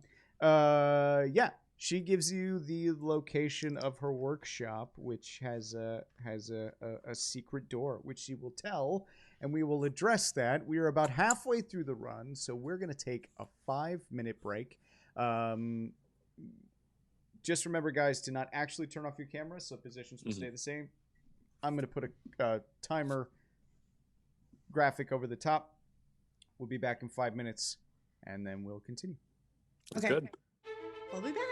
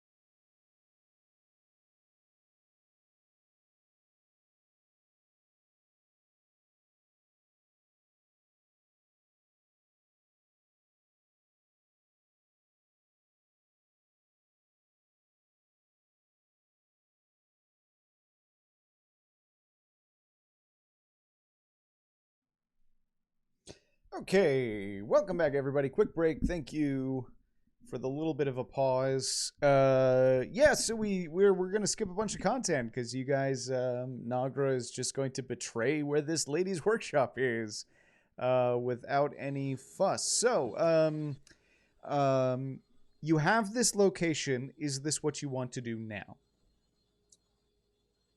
Yeah. I think Yes. I mean, Okay. yeah, I can't think of any other reason not to. Yep. Okay. So, you get So the goblins hop on our backs and we head to the. I mean, only through if you some- guys are okay with it. through some. Faster. They can be ridden as long as they willingly allow you to ride. Right, yeah. I don't want you guys to just think you have to because we're small. No, it's because so- you're short and you can't move very fast. Yeah, I'd rather get there quicker. So yeah, hop on. So in Alright. in 3/4 the amount of time it would normally take, you go racing through the back alleys of 10th Street until a rather nondescript door that looks like it might just be a service door into a larger building or something like that. But we know better. But you know better, and you encounter a door. I imagine sometime during the journey, I yell over to Zaps, "Is it possible to get Centaur-sick?" Stop talking so bouncy. Constitution saving throw. We have No. dice for all of this. Don't you dare barf from my back. For both of us? You don't have to. She just made a choice. Okay. I'm not going to penalize you. Hey, Sarah, what was that roll? What's the roll, Sarah? Yay! 5. You puke, and Okay. you have disadvantage on Constitution checks for the next hour. So sorry. It's your own fault. The worst Uber passenger. Literally. Oh, God. That's going to cost you at least 1 gold. Oh, Just man. that 10th zip. Street. Oh, yeah. Orzhov is Cleaning sending fee? you the cleaning bill. Yeah. Yeah. I'm taking this to the finest Yeah, at his dry choice. cleaner. I'm so sorry. Oh, that tin-in breakfast was just... I just, This Copa credit rating is about to take a real serious hit. I'm real sorry. So it feels like we should really check for traps maybe on this door before Oh, we yeah, try and hey. open it. So Phaelish Yeah. let us know kind of the gist of kind of how to get in and whatnot, right? Or no? About like the trap setup or I anything? mean, Well, no. Nagra knows where the door is. Or sorry, but- yeah, Nagra. Brian, do we have Just any where other the door details? is. It's a nondescript door on the side of the building. Okay. Right. It has to be Check for- pushed open. It doesn't even have a handle on the outside. Check for traps just in case. Okay. I forget what you rolled Wisdom. for that. Perception. 15. No traps. You detect no traps. I check in front of the door. You detect no All right. traps on or around the door. All right, Dizzy, open it. Yeah. All right. Here we go. Yeah. Constitution saving throw, please. Oh, wait, do I have disadvantage? You have Oh, yeah. disadvantage. Oh no. 13. Nothing happens. There's just nothing. It's already a hidden door.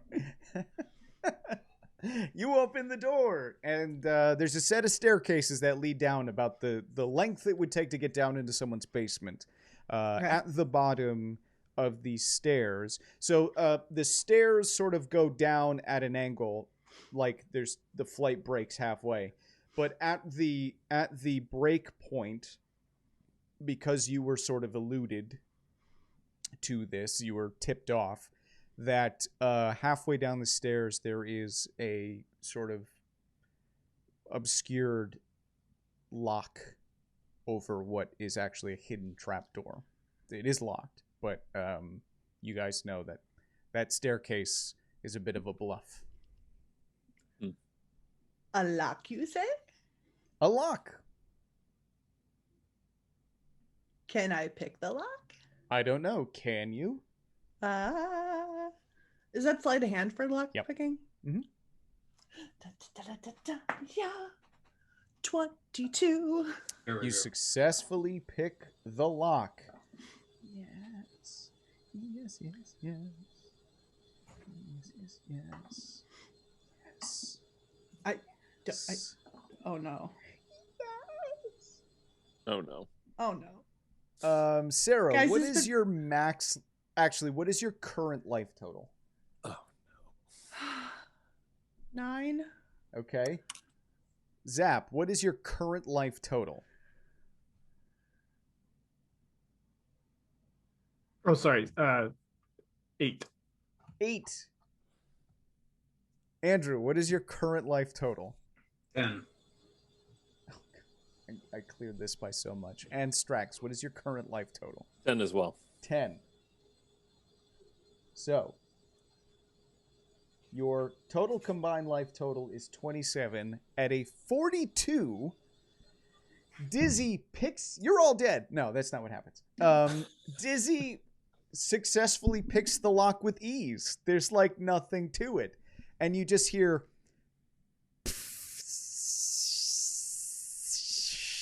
as purple smoke begins emanating from the trap door, and it was trapped with a glyph of warding, and sleep triggers at a 3rd level, and you all The trap fall was trapped. asleep. And you wake up an hour later on the stairs, which is very awkward for the centaurs. Yeah. There's some hay nearby, so I'm fine. We wake up. Yep. Everyone's still alive. You're all alive. No one's injured. No one's injured. And nothing seems to be missing. The trap door is open. You still got that dossier? Yes. Okay.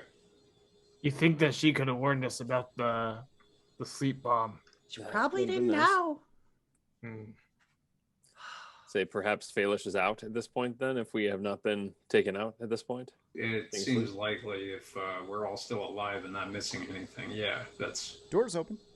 cool. I'd say we investigate this. Just had a nice little nap, short rest. Yeah. It's a short rest. Yeah, what's in this room? Oh, the flickering glow of lanterns reveals a haphazard room that is 30 feet long and 20 feet wide, packed with equipment, tools, and materials. Hanging from the wall are all manners of weird-looking things, which Zaps immediately is able to identify that these are probably experiments or the makings of some pretty wacky weapons of decimation. Boxes and Got some small... cool stuff here. Some tasty stuff. Weird stuff here. Boxes and small crates are stuffed under the table that overflow with flasks. A workbench is piled high with tools, and there's a small living area with a bed and a large iron stove in the back of the room. Is the stove warm at all? No, not at this hour. Okay. Is there still any stuff in the flasks?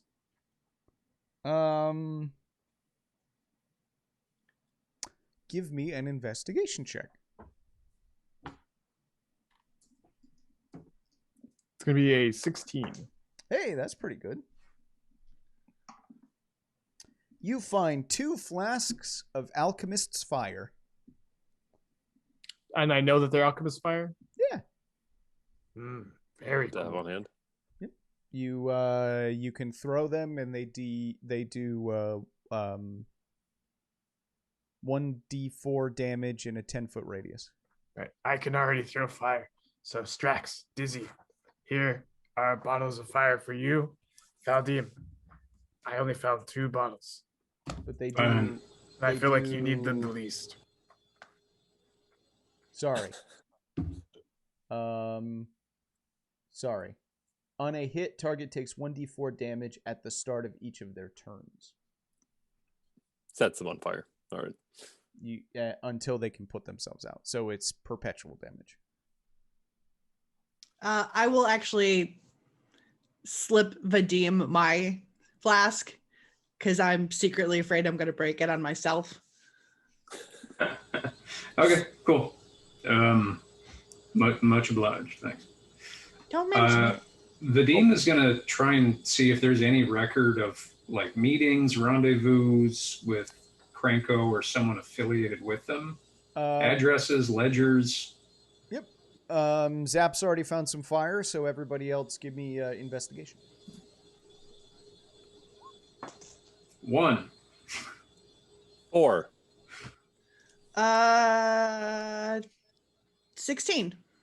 Hey, a 16 will work. So the first thing that you find is that there's like a secret tunnel behind like a, I don't know, like a poster of Raul Zarek or something on the wall. There's like, Are we Shawshanking this? there's like a tunnel that very clearly, if she needed to get away from you guys, she could have like burrowed out like a mole to get somewhere else. How?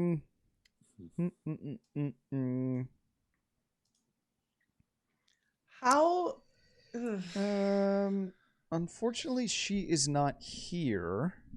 So I don't know if you gain any information unless you're able to capture her. Well, we know she'll be at the millstone. She has later she has one of each weapon in the player's handbook of a price of no more than 25 GP hanging on the wall of her quarters. She what? On her workbench, she has a certain discoverable amount of alchemist fire. She also has 1 vial of acid that Dizzy finds. A set of alchemist supplies, tinker tools, a set of thieves' tools, and components needed to Zaps. Give me intelligence or arcana. Any intelligence-based roll that'll give you a really high amount. Well, I've got a natural 1 on an arcana check, which is a modified 3, which is my highest modifier. There's some dangerous-looking material that you can't identify. That's unfortunately all I can give you. Dangerous how? Well, with a natural 1, it's going to be really hard to understand. Is it just like amorphous, scary, you know? Components. Okay, I got you. Components. All right. And stay away from that. And under one of the tables is a small locked strongbox. Locked, you said? I did.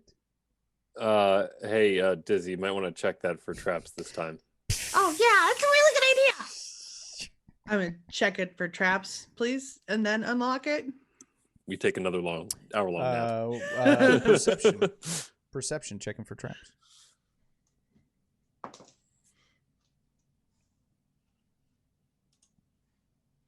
That's a 6. It's just a small little box. What traps could possibly be on such a small thing? Yeah. There's no traps here that I can see. Sleight of hand. Back away. Crack it open. Yeah, Vadim sort of. Yeah, I back away a little bit. All right, good. Let's see what's inside, and I'll peer over the shoulder. Rolled a 22 on sleight of hand. Make a Constitution saving throw. Oh. Disadvantage. There we go.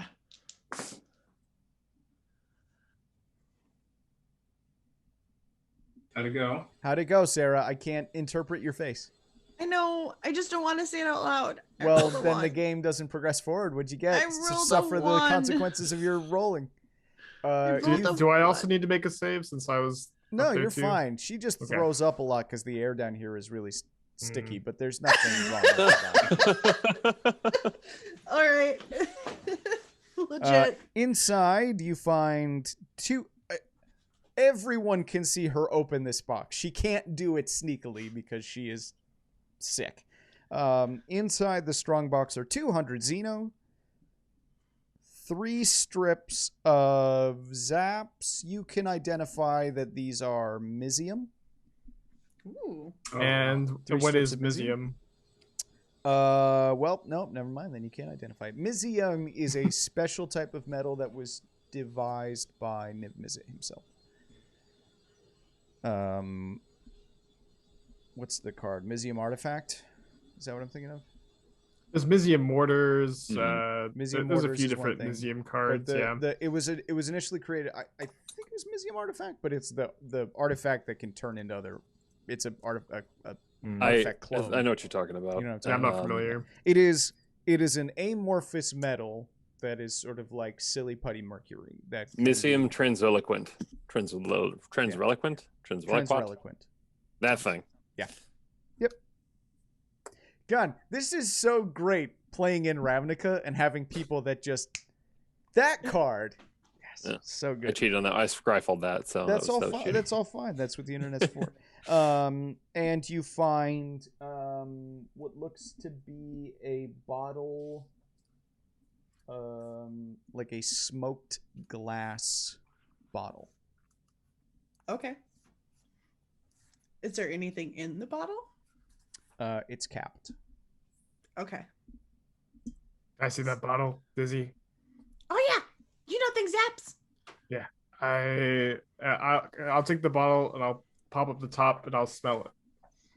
Waft. Constitution saving throw, please. Really? Okay. That's going to be a 22. You're fine.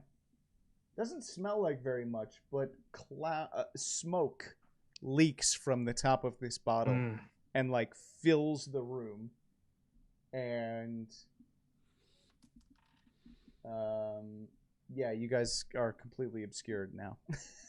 Like, you're just in a cloud-filled room. But if you hadn't already found that hole where she escaped from, the smoke would have definitely pointed to that. Oh, All right, I'll cap it again. Yep. And You're still in a completely Yeah. obscured smoke film. Great. there was smoke in the bottle. Yeah, I can see that now. I don't know if it's Oh if there's wait, any left, I but it could can't. come in useful later. So we could stake out this location and wait for her to come back, Mhm. or we can not lie in wait in a place that probably has more traps and just go to the millstone and try and get her in public. That's true. Yeah. Or see kind of where her third option, or see if we can fit, which I don't know if us centaurs could, in that hole Oh, through the behind the tunnel thing. poster. I Tunnel. totally So, want to go through the tunnel if you guys are able to go through too. You're I- on your own. I was gonna say I don't know if us centaurs can fit through that. I just pictured a centaur armory crawling, and it got a Nice. little ridiculous in my It's- head. Yeah, it That- sounds like it's a not- nightmare to me. Yeah, it's not pretty. Yeah. God. God, imagine a horse crawling. I hate it. Like, But to It's a army horse crawl, with you a gotta top, have the though. arms to it too. Yeah. So you've got all of the legs crawling, and Eggs. ugh. there was a puppy born with 6 legs this week, and it's really adorable because it basically it was born with 6 legs. I mean, there's really no other way without getting into ridiculous technical dog terms. The Sounds centaur just like a dog, though. centaur, yeah. There you It go. just- Yeah. Yeah, exactly. Yeah, just like a That's centaur. So what do we feel like doing? Yeah. Well, Thoughts? Goblins, do you want to go check out that hole or no? yeah, I'm down. I'm down for the whole. Maybe you guys can wait here, see if she comes back. Or maybe she was never here to begin with. Well, And she'll come back for the first time. for those of you not goblins, if she had put all these safety measures in place, and all those safety measures are now gone, Yeah, she probably won't come back here. Yeah, because she's seen the. If she notices that anything has changed, she'll probably just ditch it. So Right. it feels like the millstone's probably our best bet. Yeah. I'm always down for another drink. Okay. Yeah, I think that's the move. All right, sounds good. okay? So wait until evening, head to the millstone. Sure. I'd say get it. Yeah. Yeah. You wait until evening and head to the millstone. Giddy up. And you can walk this distance. I say I walk at a slower pace as to not jostle. Yeah, it's not. It's That's not just not that far. I should have known since your name is Dizzy. Yeah. Dizzy, Thank you for being gentle, Strax. Yep. Really sorry about your armor. I still expect payment for the dry cleaner on this. Yeah, of course. Yeah, just I'll give you my address. So, you guys are at the millstone. What do you want to do? It's evening. Do we see anyone matching the description of Phalish? There is nobody inside wearing, is it paraphernalia? Are there any Well, human she wouldn't- females? As she is, there's probably a couple of humans of distinguishable and indistinguishable genders. All right, guys, I got a really bad idea. One of But us. consulting just- the dossier, you guys remember that even though you now learn that she has been expelled from the Is It League, that she was wont to still repping them and wearing blue and red. And there is nobody of the like inside. What time of night is it? Early evening. An acceptable hour to go start hitting the drinks. We could maybe wait, see if she shows up. We could just yell Phalish at the nearest human and see who turns around. Or maybe one of us could yell and then look away, and then someone else could be on the other side and see if anybody looks when they yell Phalish. And then we could throw the smoke so nobody else could see. So they won't see that we saw, but we would still All see right. where they saw. Perfect plan. Perfect plan. Let's give it an hour. Let's see if she shows. And if she doesn't, we know where she's going to be. Worst case scenario, we got 200 coins from that box. You took Pretty good. those? Yeah. Come on, man. All right. What? All right, so you don't take your 50. That's fine. Then that's gonna be 66 for the rest of us, 67 for me. I heard that Orzovs don't like money, though. That's, I'm kidding. everyone, give me a check of either persuasion or performance. Okay. Be persuasion. Persuasion as well. I've got a 23 performance check. Ooh. I got a Nice. dirty 20. Ooh. 19. 15. Wow, you all made it. Sweet. So you all managed to hang around the place without drawing the ire of any one of the other patrons, which means that you can overhear all 4 points of conversations. And you hear people kind of talking about current events, which is kind of gang-related stuff. You guys hear that Krenko's absence has hurt his gang's reputation quite bad. Other gangs have been encroaching on his territory. It's only a matter of time before there's going to be another power struggle in the streets. Tin Street, as confirmed, is a bustling center of trade and the territory of the Shattergang brothers. They have become emboldened since Krenko was put away and are readying for war to take out his gang once and for all. Foundry Street is where you'll find manufacturing facilities for the 10th District, and it's Krenko's gang's current turf. His enforcers are still squabbling over who should lead. For now, they all have an uneasy truce with each other. This is all absent of the fact that Krenko has just been released. So there is infighting within Krenko's gang. Somebody also mentions that some goblins were pulling up a sewer grate at a very early hour west of your current location. They did not look like Gogari or Simic maintenance workers, and they threatened anyone who came too close.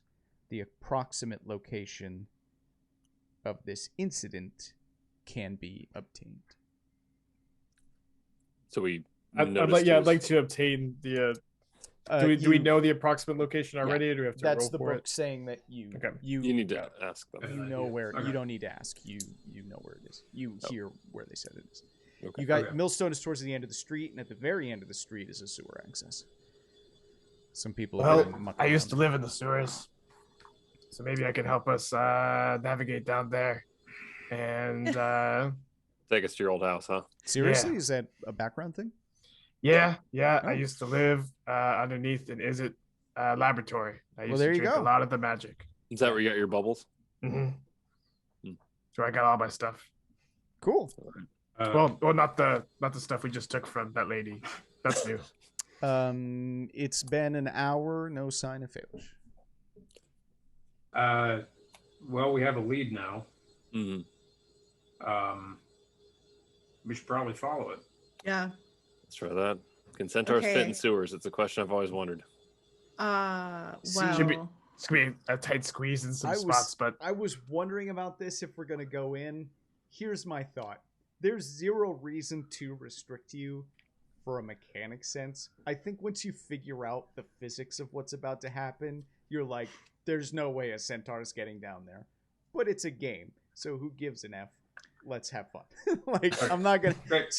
At some point, I'm the type of DM that's not gonna sit here and go, actually, a centaur can't climb a vertical ladder.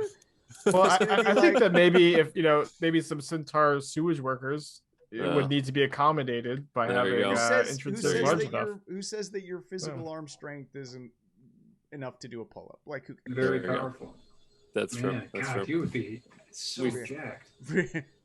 It's a Alright. The most Full of horse. insane V-taper ever. Just like we walk past a kindly wizard that shrinks us temporarily, and then we There get the you go. sewers. I'm Oh. very There we go. powerful.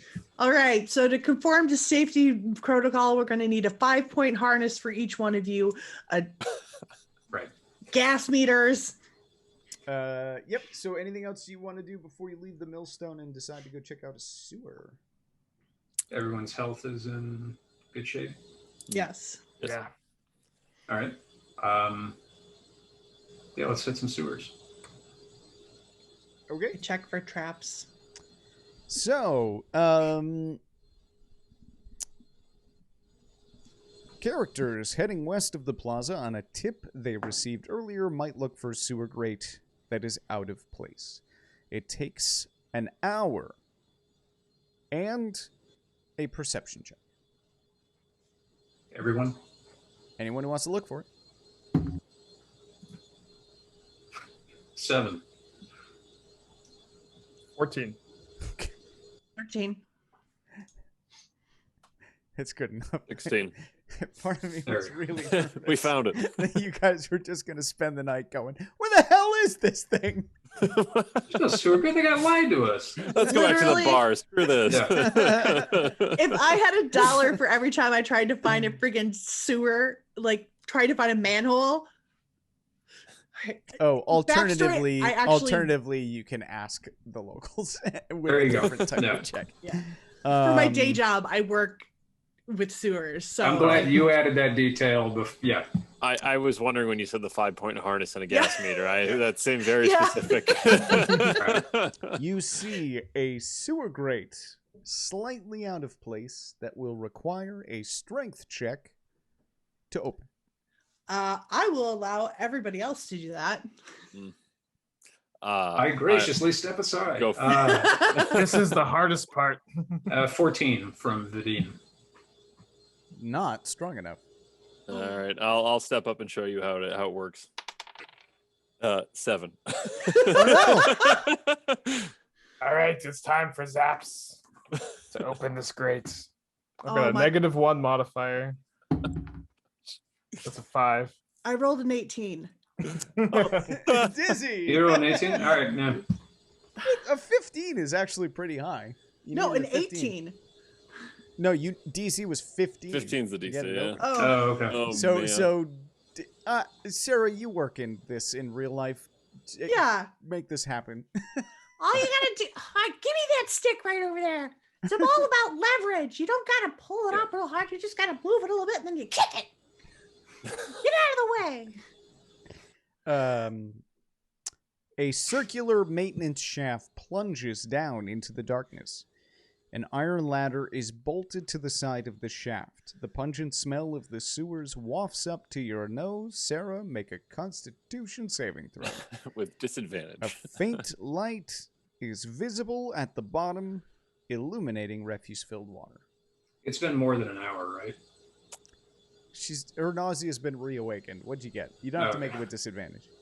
I rolled a 9. I think you're alright. Wait, without disadvantage? It's the lower. If you rolled disadvantage and you didn't have to, you take the lower. Fine. So there is no light source in the shaft, which continues down a certain distance. However, you can see a faint glowing from the bottom. The ladder is currently folded up. I would make that note. Okay. So we can extend the ladder and sort of squiggle our way down into the sewers? You can. Would we like to go down? Yes. The Really ladder, fun for us centaurs. when unfolded,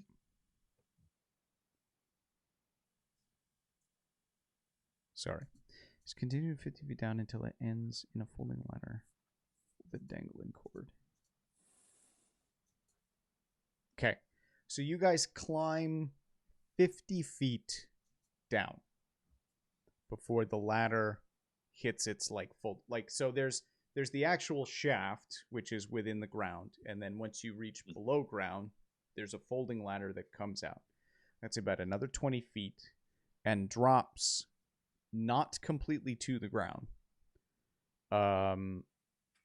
which you can dangle from a little bit and drop about, 3-4 feet till you actually hit the actual floor. Okay. You stand shin deep in sewer water in a dimly lit tunnel. So that would be like waist deep for goblins, right? Let's just leave it at shin deep. It's up to my shins. It's up to the centaur shins too. Yep. They're really short shins. There's a raised walkway on either side that gets you out of the smelly, muck-filled water. Small lamps housing magical flames shed dim light, and the walls are covered in moss and lichen. There are these sort of rows of lights, so the sewer itself is actually lit. Wow. So you could walk down in the middle and swim, but it's a bit smelly and messy, so you could get up on the walkway.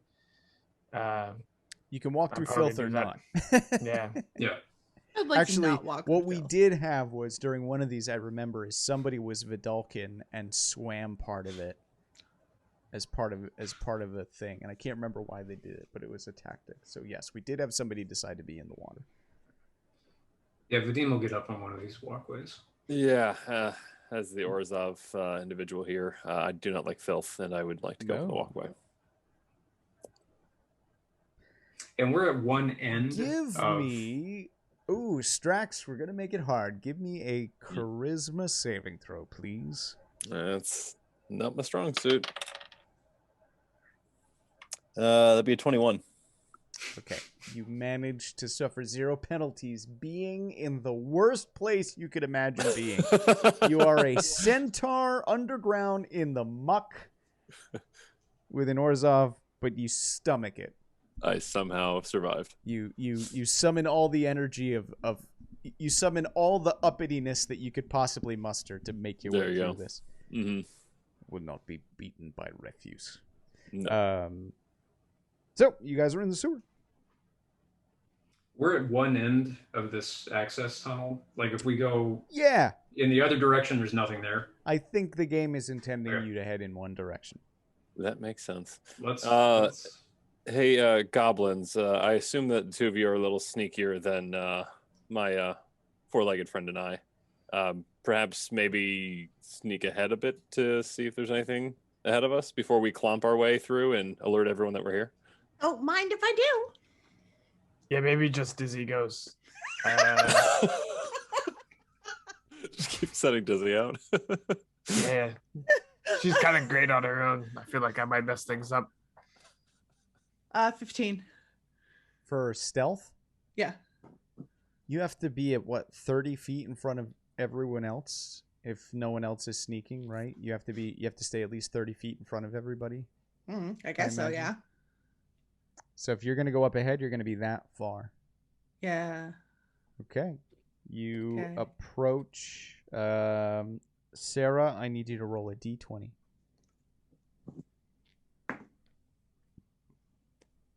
Oh, 13. Okay. You approach a 4-way break in the sewer Ugh. after about an hour of wandering around down here. Ugh. Can I roll perception to see if there's any light or like a fresh air There's or light. something? There's light everywhere. Okay. Is there any sort of draft or which way is the flow of water? Indeterminable. You came from one direction, but all 3 options at first glance are equally as viable. Do you guys want to take a second and strategize and think about what's going on? Yeah. Oh, I used to live in sewers. Let me see if I can figure out Yeah. which fast! ways these go. Well, We're gonna need you. They're all gonna go somewhere. Mhm. Like Yeah. they're all. It's just the sewer system. They're all gonna go somewhere. They're all gonna feed into something. Like it's not a question of what is where. Yeah, does but maybe the like sewer end. directionally, does one go underneath Foundry Street, or There, yeah. can I Yeah. maybe discern that somehow? Sure. Do I need to roll a check or Yes. okay? What kind of check? Probably survival. Okay. 18.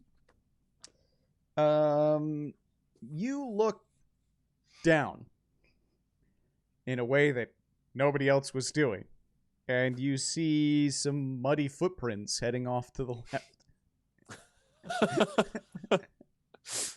All right. Little did- goblin-sized footprints. That's mud, huh?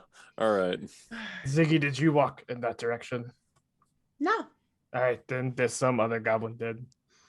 All right. Let's go get him.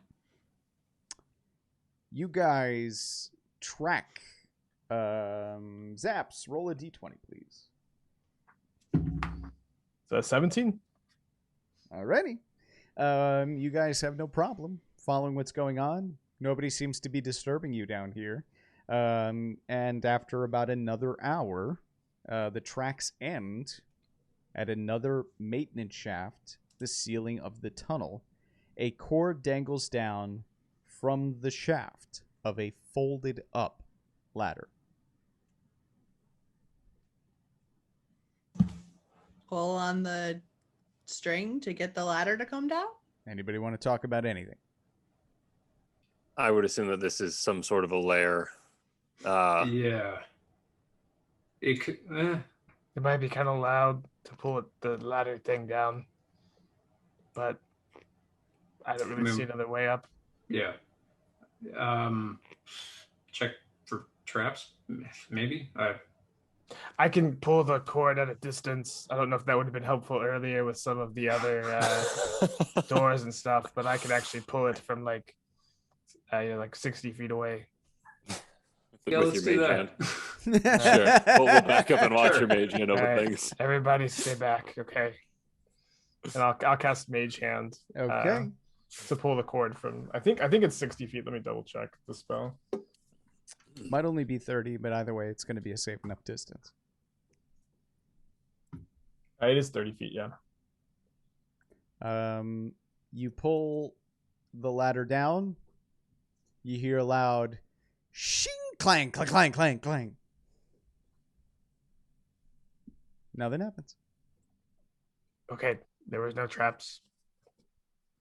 Or no visible traps. On the off chance that this doesn't immediately go to combat, I think maybe goblins up first. Yeah, sure thing. Makes sense. Yeah, the goblins climb the ladder before the centaurs do. Do we need any roll for that, Brian? Or a marching order. To do marching order would help. There is I'll go first. there is the shaft is sealed, Right, I'll be second. so somebody's got to push it open. Vidian will go third. Can I see if my Mage Hand will push it open from the Your mage hand ground? will not push this open. Okay.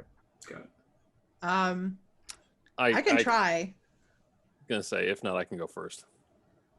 Yeah, it might be a good idea for you to go first. Drax. I'll go first. I've got Okay. Okay. I'll and then I'll attempt go second. to get out of the muck first before anyone yes, else. of course. Yeah. Let me out of here. Exactly. Get rid of this crap. Actually, before we go up, I'll cast a mage armor on myself. Okay. And Good call. do I get to roll a wild magic dice too? Yeah. All right, no trigger. Great. Strax, give me first a stealth check. Oh goodness, that's exactly what centaurs are good at. And it's at a disadvantage because you got armor on. This is gonna be bad already. So it would have been a 17, but it is a 7. There's no way to disguise what you're gonna do. Give me a strength check. Let's just bash this thing open. Oh gosh, 5. Oh, guys, you're gonna be trapped down here. Clang. Clang. This is unfortunate. Somebody help this guy get this thing open. Hold on, let me get up there. Oh my god! I rolled a 19. Yep. I'm just getting shown up by this guy. She takes your mace. She's like, we talked about this. Leverage. Leverage, come on, get with it. There's no way to disguise the noise of you ripping a manhole cover off of a sewer. You are not out of the shaft, but there is no way to describe the noise that you have made. Deafening. Sarah, you're up at the top. What do you want to do? Look around to see if anybody's pointing any weapons at me. You gonna pop your head out? Yeah. You stick your head out, Uh-huh. and in the direction you look out, you can see water. And in fact, there's a very large canal. And then you turn around, Okay. and you see a giant row of warehouses, and you are behind them. Oh. So, yep. Because the Shatter Gang Probably was... not a good place for the sewer system. Probably just dumps right into the canal. You know, it... Yeah, in theory, not a great place. So... You are you are in an alley beside an old warehouse on a canal dock. Okay. Where exactly within that, you do not know. Was there anything in the dossier? I forgot if there was something in the dossier about the Shatter Gang and warehouses. I do not believe so. Okay. What is that? We just know that Krenko's gang was based off of Foundry Street. Mm-hmm. Looks like the coast is clear, guys. Well, that's good because we made a lot of noise. We did. At the moment, the coast is clear, but it is very clear that whoever those goblins were came this way. Okay. Are there goblin footprints that we can see? It's difficult to discern footprints where you are. There's Okay. a lot of footprints by a lot of people, and as you look out towards the end of the alley, there is stuff going on. Okay. Oh, wait. So we get towards the end of the alley, and there's stuff is going on. To your right is the canal and the dock. To your left, when I say alley, you kind of pop up like in the. You're behind some walkway. warehouses. Yeah. You're Okay. behind some Okay. warehouses. It is not an abandoned part of the city. Okay. Gotcha. So immediately next to us, there is one warehouse. There are several warehouses. You are in a row of several warehouses. Any of them have any lights on? Nope. Any indicator as to who these warehouses belong to? Any signs or logos? Graffiti? Not on the backside. No. Okay. Good thing with the graffiti. That is one thing the fantasy settings don't do enough of, and that is graffiti.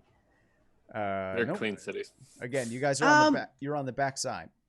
Okay. Also, I bet Ravnica is kept rather clean of that. Well, there's still like thieves can't.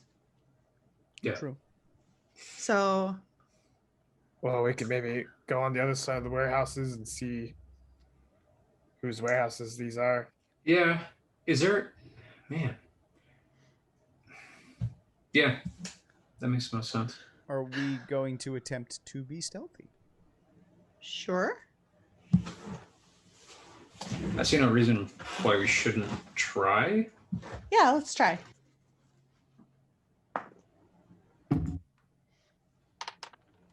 $19. 19. 16. 20.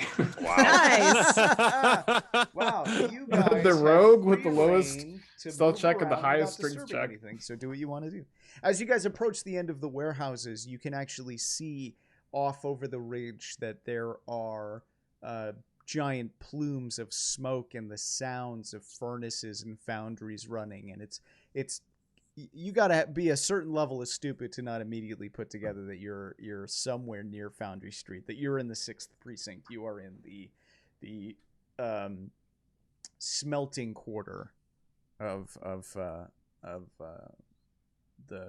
10th district of Ravnica, and there are a line of warehouses. You guys are gonna try and figure out possibly what they are or where they belong to, and let's get some perception checks. Both Strax and Vadim can make them with advantage. Zaps and Dizzy must make them with disadvantage. Aw. 17. 18. It's because we're 5. short, isn't it? It's because you're not members of guilds. Oh. And short. Thanks. Still an 18. Vadim and Strax, you guys happen upon one warehouse that all of these warehouses seem to have a couple of guild affiliations on them, mainly that these look like maybe Boros storehouses. Some of them have private names on them, so just numbers or something like that. But you do see one warehouse that has a Boros tag on it, but it looks like a very old tag that's very worn and grimy. There's some Boros insignia signage that looks like it's really grimy and tarnished. It is extremely not Boros style. Not kept up. As someone who's about things being kept up, that would appear off. It's very strange to imagine that the Boros would let something like this get tarnished. Mm-hmm. They would go Gari, but not Boros. There's a front entrance to that. Yes. There is And a 60-foot wide sliding door. oh dang, okay. Fantastic.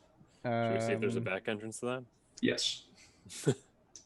There is a large soot-stained wooden building with a faded symbol of the Boros Legion. Its timbers are cracked and singed. A closed bay door faces you guys. And there is a wooden track that runs. So there's like a cart track that runs down the line of these warehouses and dips into many of these warehouse doors. Mm-hmm. So something on a cart could come in. Okay. And you guys remember from being in behind that a similar door was on the back. So two giant doors open on either end, and people can wheel stuff in or out, possibly onto barges in the back or something like that. Gotcha. Sure. Would we have noticed any smaller doors on any of the back warehouses? You guys had a great stealth check, so you guys want to look around? Yeah. Yeah. All right, let's switch over to the roll 20s. Hey. So you guys are are. This is the outside of the building. So as you guys look around, you can see those two wide doors. There is the dock on the back, and there appears to be. So there are windows that line the whole top part of the warehouse. Those windows are about 60 feet up off the floor. Sorry. Nope, hold on. I got exact measurements for you. That's slightly incorrect. The warehouse is 40 feet tall. It's 60 feet wide, 120 feet long. It has no windows, but the outer walls are brittle and fire damaged. A number of small holes, 1 or 2 feet in diameter, have opened up in various places. Interesting. Okay. There is a door. There is a small door there. And I believe that is the only door on the side. So if somebody just wanted to walk in without having to go in through the front. Do we think we could open that door stealthily? Or could we try to?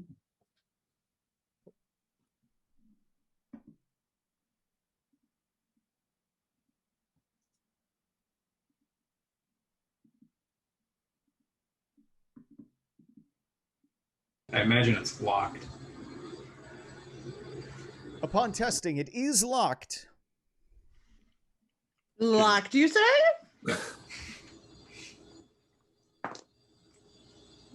22. Oh, there we go. You successfully pick the door. I'd like to check for traps before I open it, please. Perception.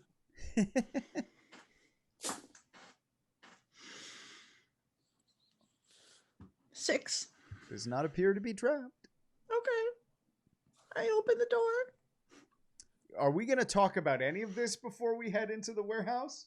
We should. What is our plan here? Because we got to go in and investigate, I think. Well, we don't know who's in the warehouse. We have to find out if we go in. It's probably Krenko's gang. I would assume. Well, good, right? So we. Oh, I mean, there's a chance. You guys talk it out. I'm gonna fix this. This is goofy. I have Sarah twice on camera and don't have Evart. So you guys do your thing. I'm gonna put her on camera. Where is Evart? We're not talking to him. I got you, buddy. Yeah, I mean, we'll go in there. Yeah. If the whole gang is in, we could maybe talk our way out of it. I'm pretty good at that. And if it's just Krenko, we'll beat him up and then take him to the blue guy. Okay. And if it's somebody else, we'll yell at them and maybe they'll tell us where Krenko is. Is there any world where we can convince this guy that there's safe passage out to like the rubble belt if he follows us to the granary? I would say that Krenko's probably pretty on edge at this point, but maybe. Yeah. We could maybe tell him he can have half of the bounty if he can escape from the blue guy. We can make, we could cut a deal. I can't tell. Do you actually want to cut a deal with Krenko or Just backed up? I mean, I'm not necessarily doing this job because I hate Krenko. I'm more so just doing it to make a quick buck, right? So are we going in guns blazing, or do we want to sneak in and try to see if there's an alternate win condition here? I'm all for sneaking. Okay. Personally. Sure. Okay. I'm down. So, Dizzy, Yes. you're the stealthy one. All right. Want to lead us off? Be stealthy. You're all gonna need to make stealth checks if you're going in. Oh gosh. Armor at disadvantage. Yep. 13. Not a good start. 21. That'd be a 4. I rolled a nat 1. FYI, there are We're here. crates and boxes everywhere. The minute you step inside, not only is it dark, so if you don't have dark vision, you can't see. Without making your own light source. But this is a warehouse that nobody's using anymore. So it is chock full of boxes and old barrels, and none of it is stacked correctly. None of it is organized. So it is difficult terrain inside the entirety of this warehouse, which means half movement speed. I walk over to one of the objects in the room, one of the crates. You guys have control of your tokens. Perfect. Easy enough. So go ahead and move yourselves in, but only take one action at a time until everybody starts making some choices. You got it. I would like to touch one of the boxes and use light on it. Ooh, that's smart. Well, it could be really dumb, alerting everyone that we're here as well. But if we can't see things, that's problematic as is. Okay. How far does light get you? 20 feet, I believe. Let me triple check. 20-foot radius. Dim light for additional 20 feet. Bright light first 20, then additional 20 for dim, so 40, I guess, total. 1, 2, 3, 4. 1, 2, 3, 4. That's an 80-foot diameter?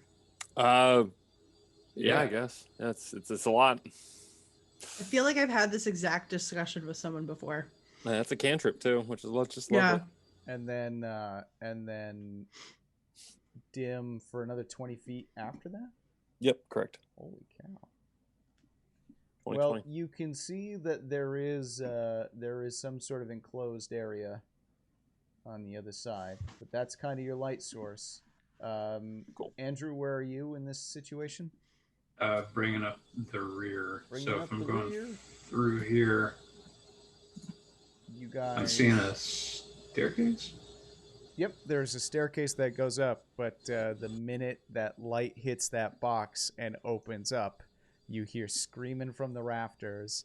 They spot the two goblins in the room, and they go, "The Shadow Gang has found us! They're here! Roll initiative!" 15. 17. Also 15. Also 15. There we go. That's how we started. 4, 4, 4, 4, 4. Right. Did everybody get the same? I had 17. Zap's got, slightly better. Zaps. And then everybody else rolled the same? 15. Yeah. All right. So it's going to be Dizzy because of dexterity, and then the two of you have to decide your own order because you're exactly the same. After you. Okay. Cool. I'll take it. All right.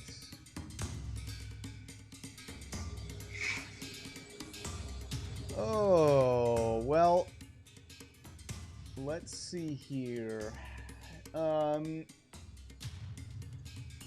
Based on position and based on the fact that you cast the spell, Strax, you, unfortunately... Let's see here.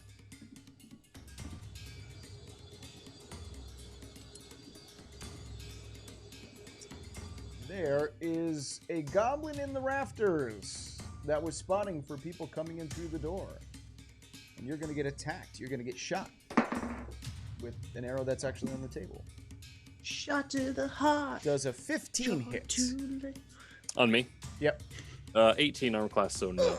Nope. So you hear a twang as a crossbow bolt bounces off your back. That was inconvenient. No other movement. Zaps, you're up. So goblins have dark vision. Yep. Can I see where the shot came from? Give me a perception check. There's a line of sight issue. It's gonna be a 14. As of right now, you cannot. With that roll and with line of sight, Okay. no. You're also Having not been shot at, would I have known where it immediately- came from or no? Huh? Having been shot at, would I have known which direction it came from or no? Yes. It came from your back, and on your turn, you can use a free action to alert people of Cool. said thing. So I'm gonna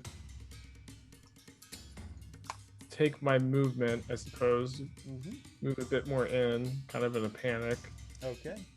5. Pause. Pause Yep. right where you are. Move back 1 space. As you move there. Yeah. Hey, you. Actually, move back to where you were, because it happens when you move away. I was here, right? Nope. So I'm gonna have you place your token right here where you were initially gonna move. This isn't gonna impede your movement. Which is here, right? Right here, right where I'm pinging. So I don't see you indicating anything. Oh, I'm sorry. 2 to the left. Okay. 1 more to the left. That's where you ended up. I was Okay. correcting something that I made incorrectly. Got it. You will receive an attack of opportunity from a goblin hiding behind that box. Okay. For dirty 20. Okay. You'll get stabbed That's with a a hit. dagger. For 3 stabby damage. All right. And then I will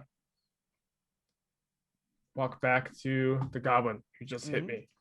And then I will cast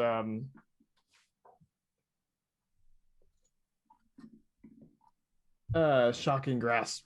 Ooh! Oh, hey, wait. That actually may not happen because we have Nimble Escape. We can take the disengage or hide action as a bonus action each one of your turns. So it's not your turn, really. So never mind. I tried. Sorry, man. That doesn't work against attacks of opportunity. I know. That's a reaction. All right, so what's happening here? Zaps? I just have a 7 to hit. So 7 does not hit. Yeah. But with my last 5 feet of movement, I'll move back here. And this guy's already used his reaction, right? He did. Okay. Then I'll end my turn here. Okay, you guys heard some goblins screaming and some stabbing and perhaps some light from behind that box as some magical effects fizzled out. Dizzy, you are up. Do I have a line of sight on where that goblin was that attacks Zaps? At the moment, no. But All you right. can place what box it came from behind. You just don't know what's going on back there. All right. 1, 2, 3, 4. And then stabs. Look at that, there's a goblin. Yeah. So I will stab that guy. You lay off my body, Zaps! Double 18, so 23 Yep. for each of them. Do you get a fighting style at level 1 as a rogue? Oh, do I not? No. Never mind that. I just hit once. Yeah. What? Sorry, I'm so this- used to 2 attacks all the time. You can still attack as a bonus action. Twice. You Yeah. just don't get the extra damage. So I can still attack twice. Yeah, you can still attack twice. Yeah. Yeah, so we're good. Yeah. So that guy gets... Offhand, you don't get. It's just the weapon damage. Oh, And- okay. And I believe you might have to attack with a disadvantage, but I'm not going to worry about that right now. It's You don't. 1 shot. You don't. Right. You just can't add your strength or dexterity to the attack. Right. So 6 slashing and 8 slashing. How does it happen? Nobody messes with my buddy. Oh! I just stab him in the kidneys. Ooh. He was not Rough. prepared. He was not prepared from the behinds. For the kidneys, just you gotta protect them. All right. Something.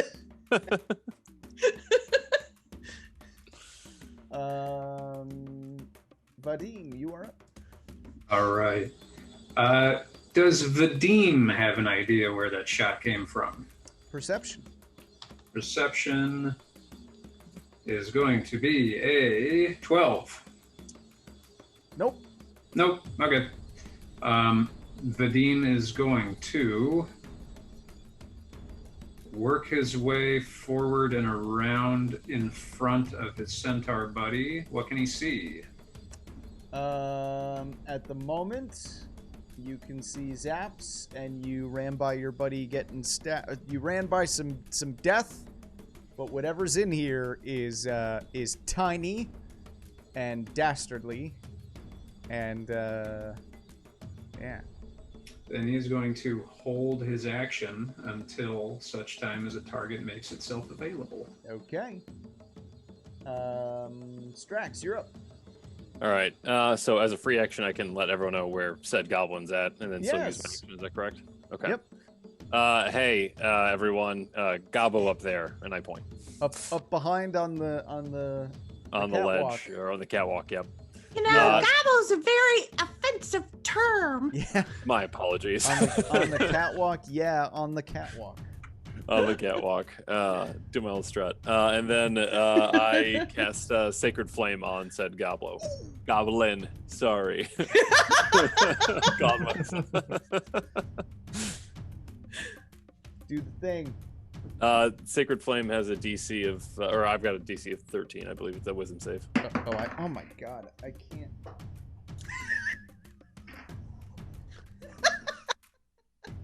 I'm here, everything's fine. Or sorry, it's dexterity. A 5. 5 does not. Oh wait, okay, dexterity, it's a 6. Okay, yeah, it does not. So let's see, a D8, 1D8 radiant. Let's go for a 6. 6 damage. Roger Dodger. Strax, you will get shot again by that same goblin's gonna look right at you. What a jerk. He is. They're gangs. Need to notate. Oh, this is just gonna be way faster to write it down. Okay. You're gonna get attacked. Twang!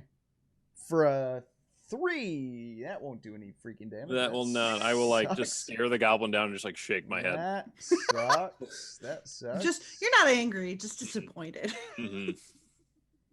You're gonna move over there. And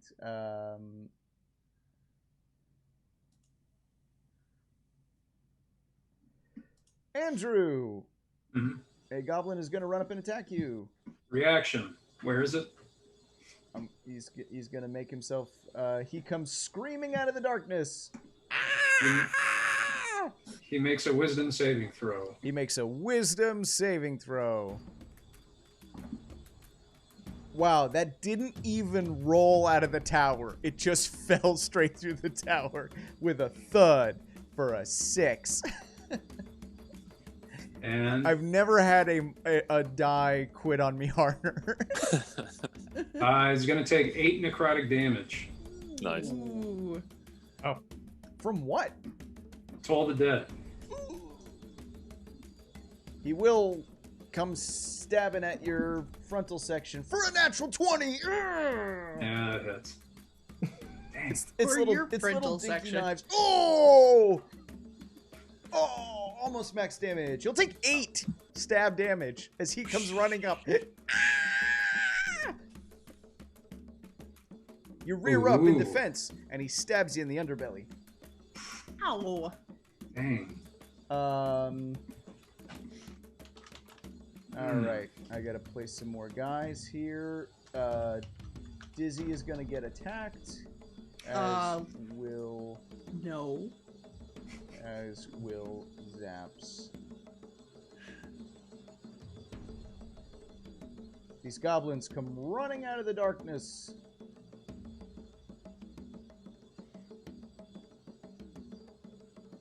Dizzy, you will get stabbed for a natural 1. So a 2. I will not get stabbed. And Zaps will get stabbed for a 4. Wow, I'm punting hard here. Wow. Laces out, you're Dan. gone, Laces out. 20. I got 2. Thanks, Wizards of the Coast, for your gifted dice that suck. I'm pulling out my old ones to kill people again. Okay, that was it. That was their turns. Top of the round. Zaps, you're up. Actually, that is top of the round, but Zaps, it is your turn. I will take out my staff and I will begin to cast Chaos Bolt at the goblin up on the catwalk. So trigger on the wild magic. Mm-hmm. No wild magic today. Okay. But that'll make my ranged spell attack at disadvantage. Okay. Wait, This is why gonna does be it make a- it a disadvantage? Because I've got a guy next to me. Right? I'm under the impression that if you make a ranged spell attack and you have an enemy within 5 feet of you, you have disadvantage. If that's not your ruling, then I can it's a spell not take it. casting. All right, that's just how my group plays. Then in that case, it's an 18 to hit. Yeah, 18 hits. Okay. I'll look up that rule, but I don't know anything about that. I mean, look, there's so much of like, there's nothing that says that you can't lean to the side and shoot. Like, physical restrictions are a lot less than people think they are. Like, people are like, I fell down. I'm like, yeah, you could have fallen down with your shield on top of you, giving you a 19 armor class. Like, it's totally fine. Yeah. 18. How much damage? So this is going to be 9 damage. Ooh, And the damage type is going to be the changes. I can choose between cold or poison. I'll choose poison. Right. Dead. Describe the kill, sir. I will take my, surprisingly fancy sorcerer's staff and hold it with 2 hands and send a purple-green bolt of energy into the goblin who's on the catwalk shooting at us. And then it'll cough and choke and fall off the catwalk and die. There's just like a purple splat behind him on the wall, and just an outline of where his body used to be as he falls forward. Great, Dizzy, you're up. I'm gonna stab the goblin. Is there still a goblin right in front of me? Next to Yeah, there's one Zaps. right. Or There's a there's new one one. for you too. Yeah. Oh, there's a new one. Oh, I'm gonna stab him twice. For a criminal, you'd think I'd remember it. 16 and an 18. Both hit. Okay. For 4 slashing and 6 slashing, so 10 slashing total. 10 damage. You got him good. He's super bloodied. Not dead. Oh. Not enough. Not enough for the kill. Vadim, you are up. There are goblins all over the place. Oh man. Yeah, but they're not packed together tightly enough. He is going to reach out again and cast Toll the Dead. Will the goblin in front of him make a wisdom saving throw? A 6. And it's going to take... there we go, 6 necrotic damage. And as a bonus action, he is going to cast Healing Word on himself. How does the goblin in front of you die? Oh, like a punk. Acute cardiac arrest. It's very sudden onset, and it is a silent killer.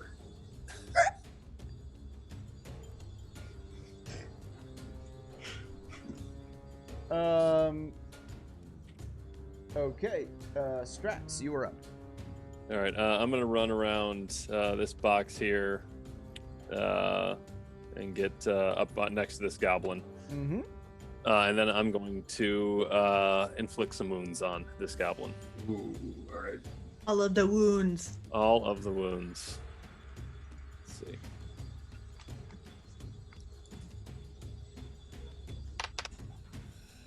Uh, 18 to hit. 18 hits. Fantastic. He only had 1 hit 3d10. point. How does it happen? Aw. I just like barely graze him and then he just disappears. Poof, gone. All right. Spell too. Whoops. At the end I forgot of, that one, good. At the end of the round, based on the time of day, some things are about to happen. Namely, the Shattergang brothers actually do arrive. And in the midst of all of this screaming, you hear a very, very loud mortar.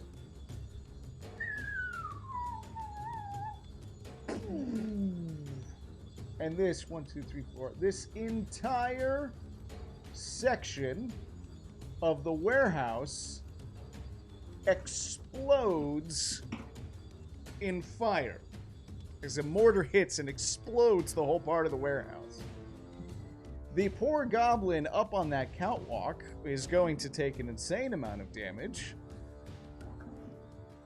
that you didn't happen to see, and you just hear screaming as a small flaming pile of goblin goes launching off into the parapet, from the catwalk down into the ground. So this whole area is blown open and now on fire.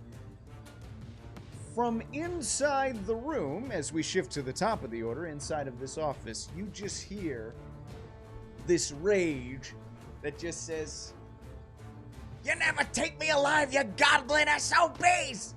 And this slightly armored up, crazy looking goblin in a crappy looking self-made crown of scrap sheet metal comes running out. I have an idea. And there is Franco. And he is going to run up to Andrew, and he's going to take a swing. Come on, man. Oh, for the love of Paul, that is holy.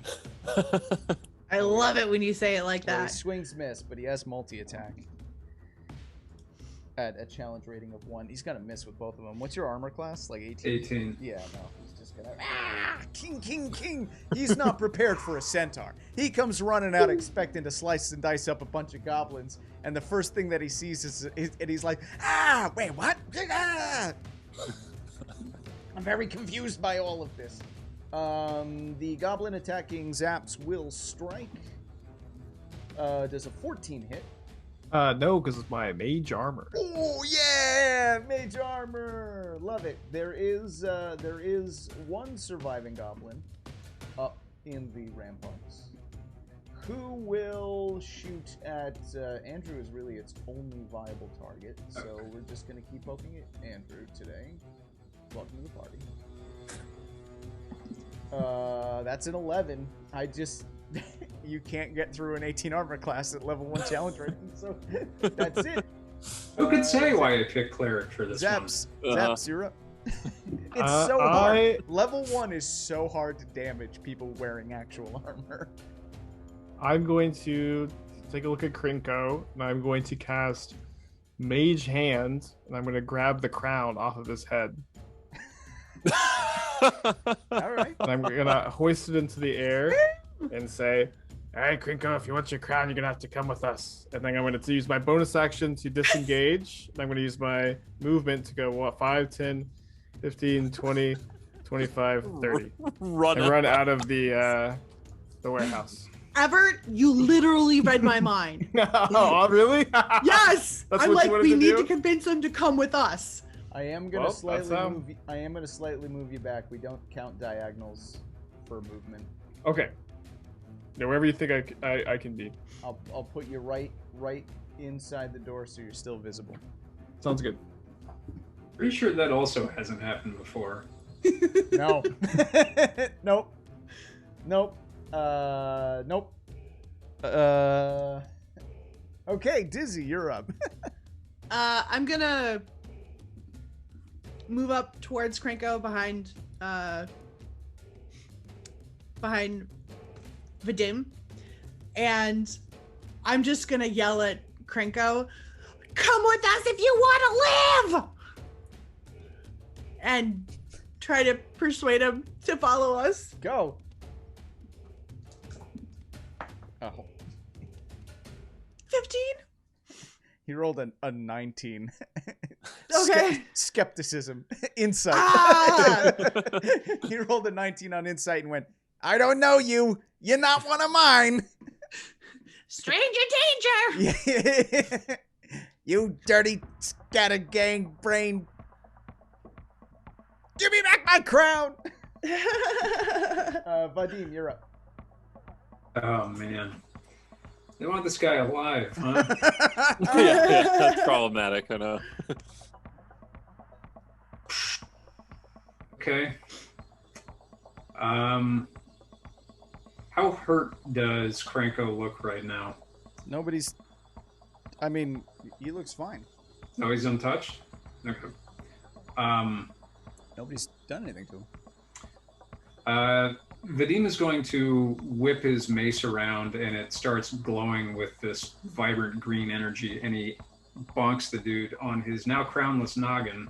Yay, bonking! As he casts Inflict Wounds. Oh gosh.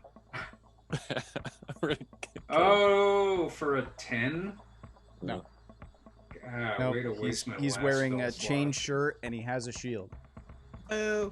All right, Unfortunate. Chain shirt, shield, scimitar. that's the turn. Hey, also, Strax. what Yeah. is this? What is that? What is that? What is this thing? Oh, it looks Crab. like a big like a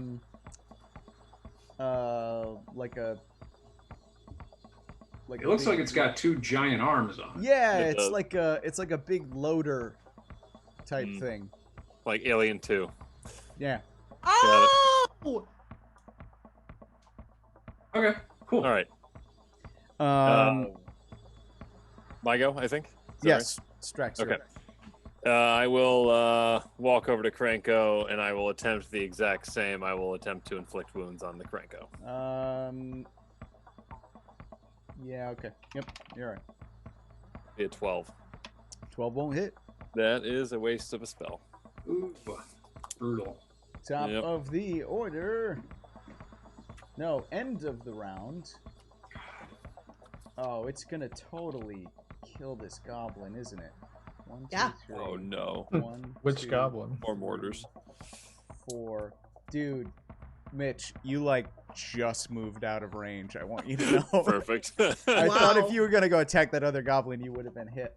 Yeah, nope. I'm lucky. If you guys arrive late on day 2, the Shattergang brothers arrive and start their war. So it's 1, 2, 3, and then here. So don't worry, plenty of light. Yeah. Is my box still standing that has the light coming out of it? Plenty of light. It will actually. So let me just see. Fantastic. 1, 2, 3. So it's here. So this goblin is gone. Sorry, it's this zone here. Oh man, that just ruined a plan I had. Kaboom! Explosions everywhere. Well, actually, there is a roll in which that goblin will survive. But it's not that one. Yes, not Yeah, that. it is. No.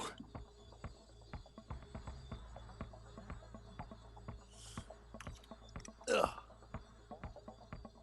I'm doing clue math. 1 plus 2 plus 2 plus 1.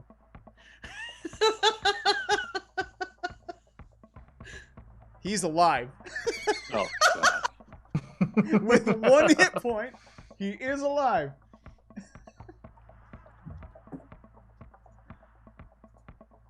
All right.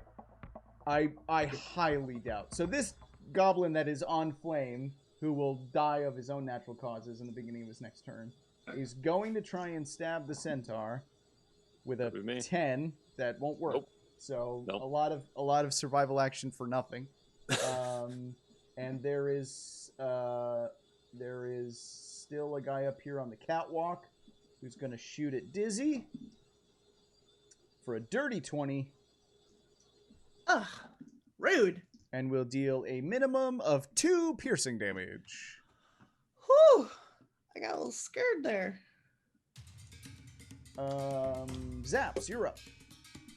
All right, I'll use my action to mage hand the crown 30 feet. As far as I can get it out of the door, wherever you visualize it as being. North or south? Through the door that I'm trying to stand in. Yeah. The east one. Are you trying to throw it? Well, no, I wanted to keep it attached to the mage hand and just have the hand guide it through the door. And ideally, that's where I'm going to be going to, trying to lead Krinko out. Oh, so you're going to move and you want it 30 feet in front of you as you move? Yeah. As an action, I can move the mage hand 30 feet. It doesn't just follow me. And so that's what I'm trying to do with my action. My question is, are you going to try and move it? So 15 feet in front of you is another warehouse. So are you going to try and move it north or the south? dock or Oh, I see. for the street? Towards the street. Okay, so towards the south. Yes, south. Okay. And then I'll use my 30 feet of movement, 5, 10, 15, 20, 25, 30 to get here. Great. And I'll pass. And then the crown is another 30 feet out in front of you. Well, I think that it would be around the area I'm in because I didn't move it to the east last turn. Okay. Right? Yeah, so I you. think it would be like maybe like here-ish is where I'm picturing it. Okay. Or here. Yeah. Oh, I see. You're trying to... Bait I him. got it. Yeah. I'm picking up what you're putting down. I got you. Got it. Okay. Dizzy, you're up. Chitin everything. I will do and stab Krinko. You gotta be up more. Diagonal attacks can't happen. Gotcha. Diagonal requires reach. Now I stab them. Don't forget sneak attack. Okay. Oh yeah, sneak attack. That makes me do more stuff. Well, and also aren't we flanking at this point too? We don't do flanking, unfortunately, because if you do flanking, then I get used flanking against you, and that's... Still never going to hit us, though, with the armor class. I don't use flanking at my table because I don't kidding. think I can do it fairly. Like, That's fine. I will start playing a game instead of You'll playing an metagame adventure. it. Or not meta. Yeah, that makes sense. That's fair. Dirty 20 and a 15. The 20, yes. 20, So the sneak okay. attack damage, yes. You only get it on the first one. Right. That will be 9, 12 slashing. Oof. Ouch. Or piercing, or whatever the little pointy one is. Yep.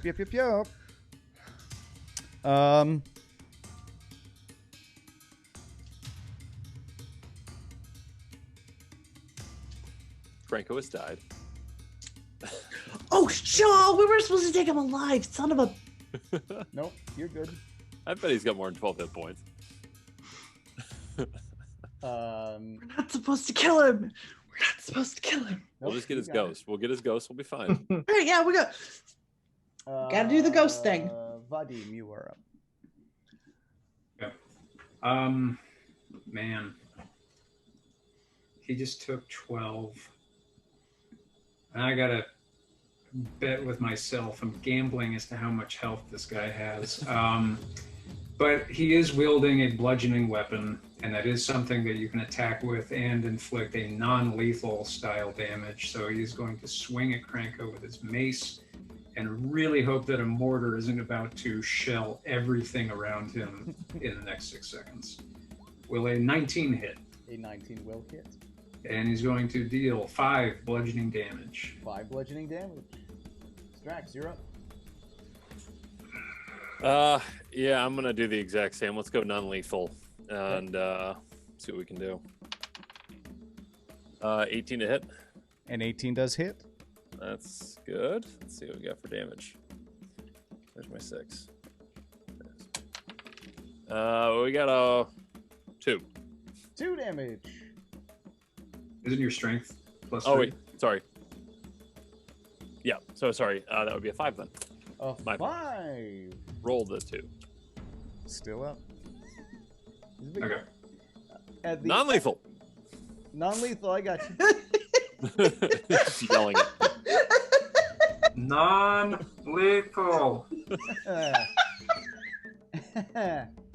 At the end, 1, 2, 3, you are all completely safe from the next explosion. Oh my God. Right behind you. You are in the exact magic area. Oh my Fantastic. gosh. The game can't prevent you from getting up or down the stairs. Maybe we should just go. This guy's here for line of sight. Okay, top of the round. Dizzy is going to get shot with a crossbow bolt No. for an 18. You will take 6 crossbow bolt damage. No. You still up? Barely. Okay. We wasted all of our spell slots. We trying did, to we fight did. The boss. So Well, I killed a random goblin with mine. That was a poor decision. I forgot the guy had like 1 health. This goblin is going to march here and is going to twang at Dizzy.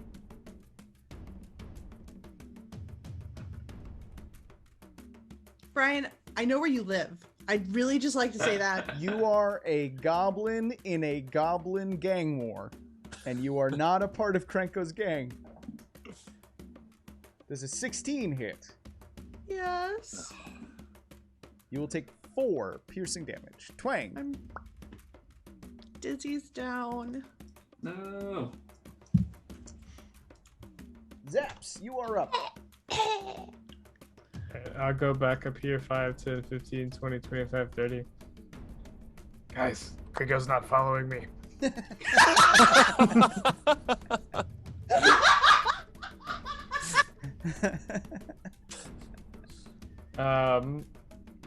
Then I guess I'll see what's going on. The line of And sight is a little challenging right now. with oh, your so yeah, teammates. what's this in front of me? Is this, That's a staircase. oh, I see. I see. Also, you don't have to go in that door because There's holes in the wa- wall. Oh. walls don't exist where the red is. I see. I see. So maybe Actually, Choosing to stick your head out the door yeah. That's is very very Zap, funny. bro. That's As you are out there, though, in the alley, one of the smart reasons you may have turned around is there is a huge gang of goblins down just out in front of the warehouse, and they're lobbing Coming. mortars into the house. I to the see. south of us. Yeah. From the street side. So Yep. if Zaps had gone any farther, he would have been taking mortar shells to the face. Wow. Fantastic. They're trying to Um, escape. Get him. I'll cast Firebolt targeting Krinko. Okay. This is going to be a 16 to hit. A 16 does not hit. All right, I passed my turn. Dizzy, death save, please. Got an 8. 1 fail. Vadim. All right, we came here to do something. Let's try. Let's try and do it. Attacking Krenko with a mace Okay. for 24 to hit. A 24 does hit. Come on, man, 4 bludgeoning damage.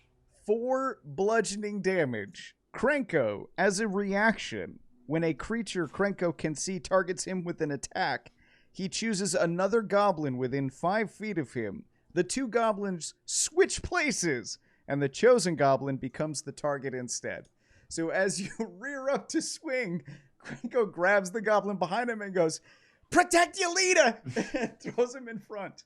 That goblin, at 1 hit point, will take your mace to the face and drop.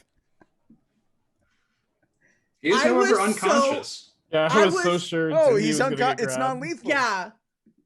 I was so afraid you were gonna grab Dizzy.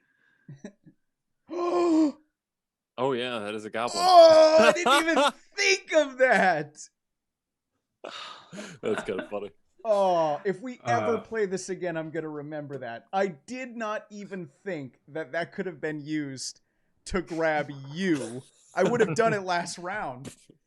Oh, how dirty would that have been if I'd have read that? Oh man.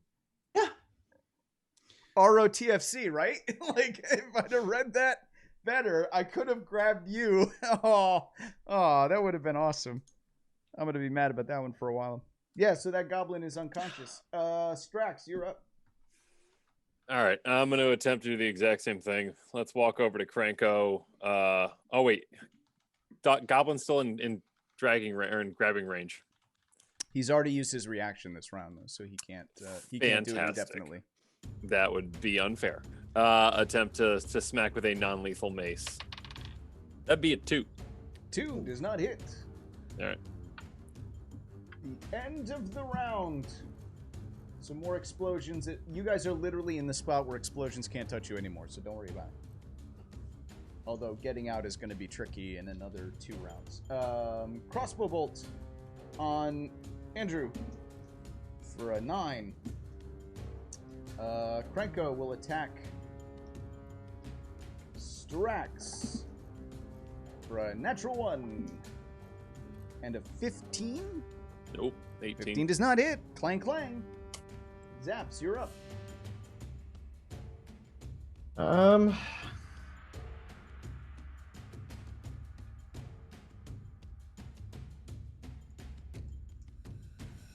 You can see that there are crossbow bolts raining from above you. Yeah, I think I'll shoot a firebolt at the... I'll move like here, shoot the firebolt at the goblin on the catwalk. There you go. That'll work. It's going to be a 17 to hit. A 17 most certainly does hit. For 5 damage. For 5 damage. That goblin has yet to take damage, but you peck him good. Alright, and that'll be my turn. Dizzy, death save.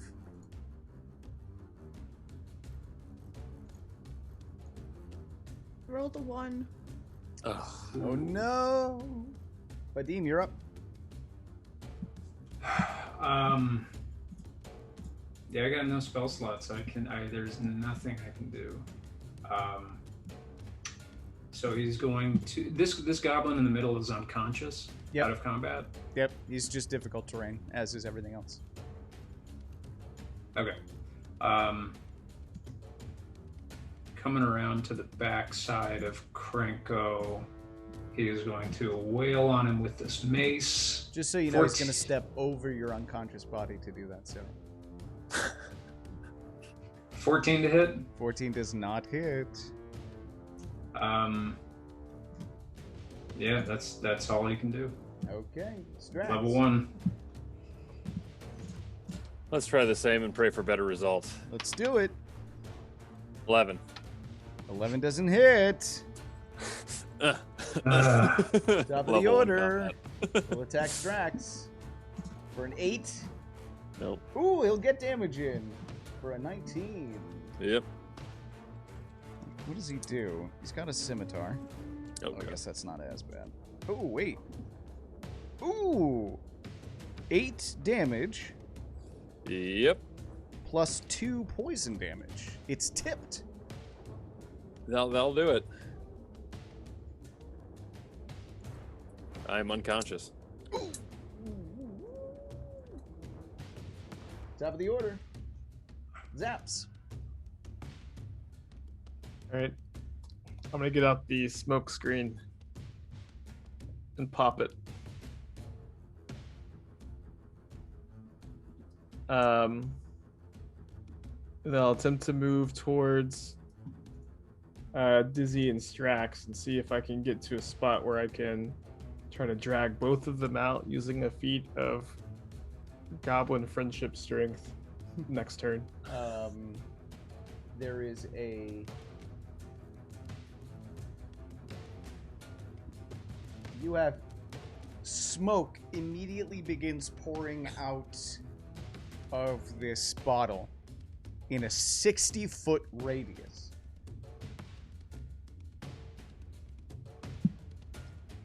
Each minute the bottle remains open within the cloud, the radius increases by 10 feet until a certain max range. Okay, so it's 10 feet from here right now, so it's like reaching out to here, right? Okay. You guys are completely obscured. Well, I'll move to here and pass my turn. Okay. Dizzy.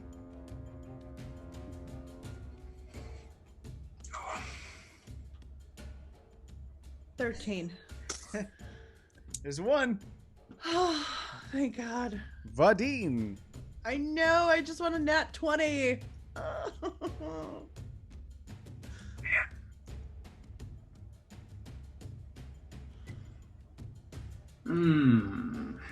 All right. So do I leave you all to die, or do I... Couldn't fault you. Or do I do what you gotta do. or do I kill the one person that I really need to have stay alive? Huh. As a note, we did get 200 Xeno, which was double what we were gonna get if we turned in Krenko. I'm going to very He's gotta generously one connect, last period. time try and connect with a non-lethal bludgeoning weapon. He's got to hit either way. He is 1 damage, well, not 1 hit point, but he's very close. Like, you got to roll. If you have a positive modifier. Oh! Nice. It's a nat 20. There's the nat. He's only at 2 hit points, so if you got enough. Nine. Yeah, that's max damage, and I didn't even roll the second damage die, so he is out cold. He is out cold. Strax, I need a death saving throw, please. You got it. 3. 1 fail. Thanks to Zaps, you guys are completely obscured, so this goblin is gonna attempt to flee and probably die at the hands of his adversaries out in the open. Okay, let's stabilize some friends if we can. Is it back to Vadim? First it would be Zaps. Okay. Can attempt to stabilize Dizzy. Yeah, so would that be a medicine check? Mm-hmm. All right. I believe in you. Goblin Doctor. It's a 14. 14 does it. Dizzy is Okay. stabilized. Awesome. Oh, Very cool. Vadim, you're up. I need Alright. a drink after that. Vadim chucks a coil of rope down, like, take care of him, and uses medicine to stabilize Strax with a 22. Yay! Do it. Woo! Thank you. Are we still in combat? No. Okay, cool. Well, no. You guys are obscured. There are mortars. Yeah. There's a gang moving in. Okay.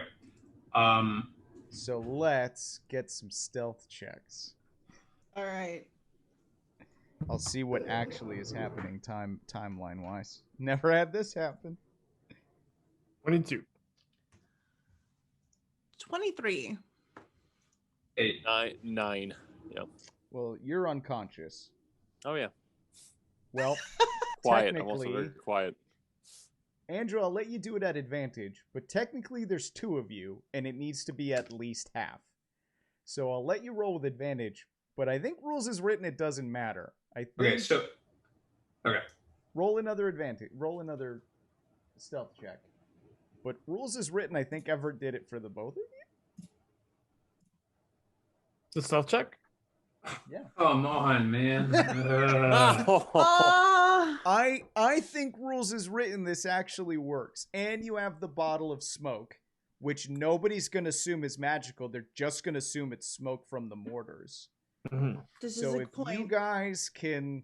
It's not even like they're going to track the smoke. So if we can get a decent strength check with some rope, you're a GD horse. You can pull And he it off. counts as 1 size larger for the amount of weight that he can pull. Yeah. So with a strength check, Yep. he rolls 10. All right. There's no okay. So you're going to use the cover of smoke and drag everybody out and hide somewhere for an hour. Ideally back in the sewer if we can. We're gonna if you dump get them there. bodies If we can down. get there. Well, Yeah. we probably don't want to go down there. Here's the way Okay. I'm going to rule this for your advantage. This is just smoke. Half the building's on fire. Nobody's going to be looking at a giant billowy plume of smoke as like anything abnormal. They're not going to there's other smoke from other sources. I don't Right. think anybody's going to come in here. They're looking for Kranko. They're sorting through bodies. I don't think anybody's expecting 2 centaurs to be in the mix of all of this. So I'm going to say that you make it. And it's going to take an hour for people to revive. And now you have a revived Kranko. Who is bound with that rope? Is he going to be gagged? That's the plan. Okay. Do not want him making noise, especially That since we knows- got to. I mean, he's still going to scream. He's still going to... God knows goblins don't know how to shut the hell up. He just looks at you guys and he's just sort of...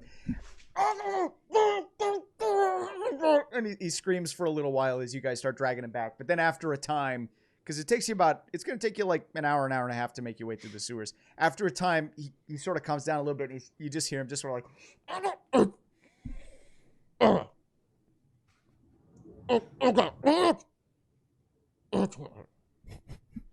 You guys want to question him? and he looks. He's like looking at the 2 goblins. He's like.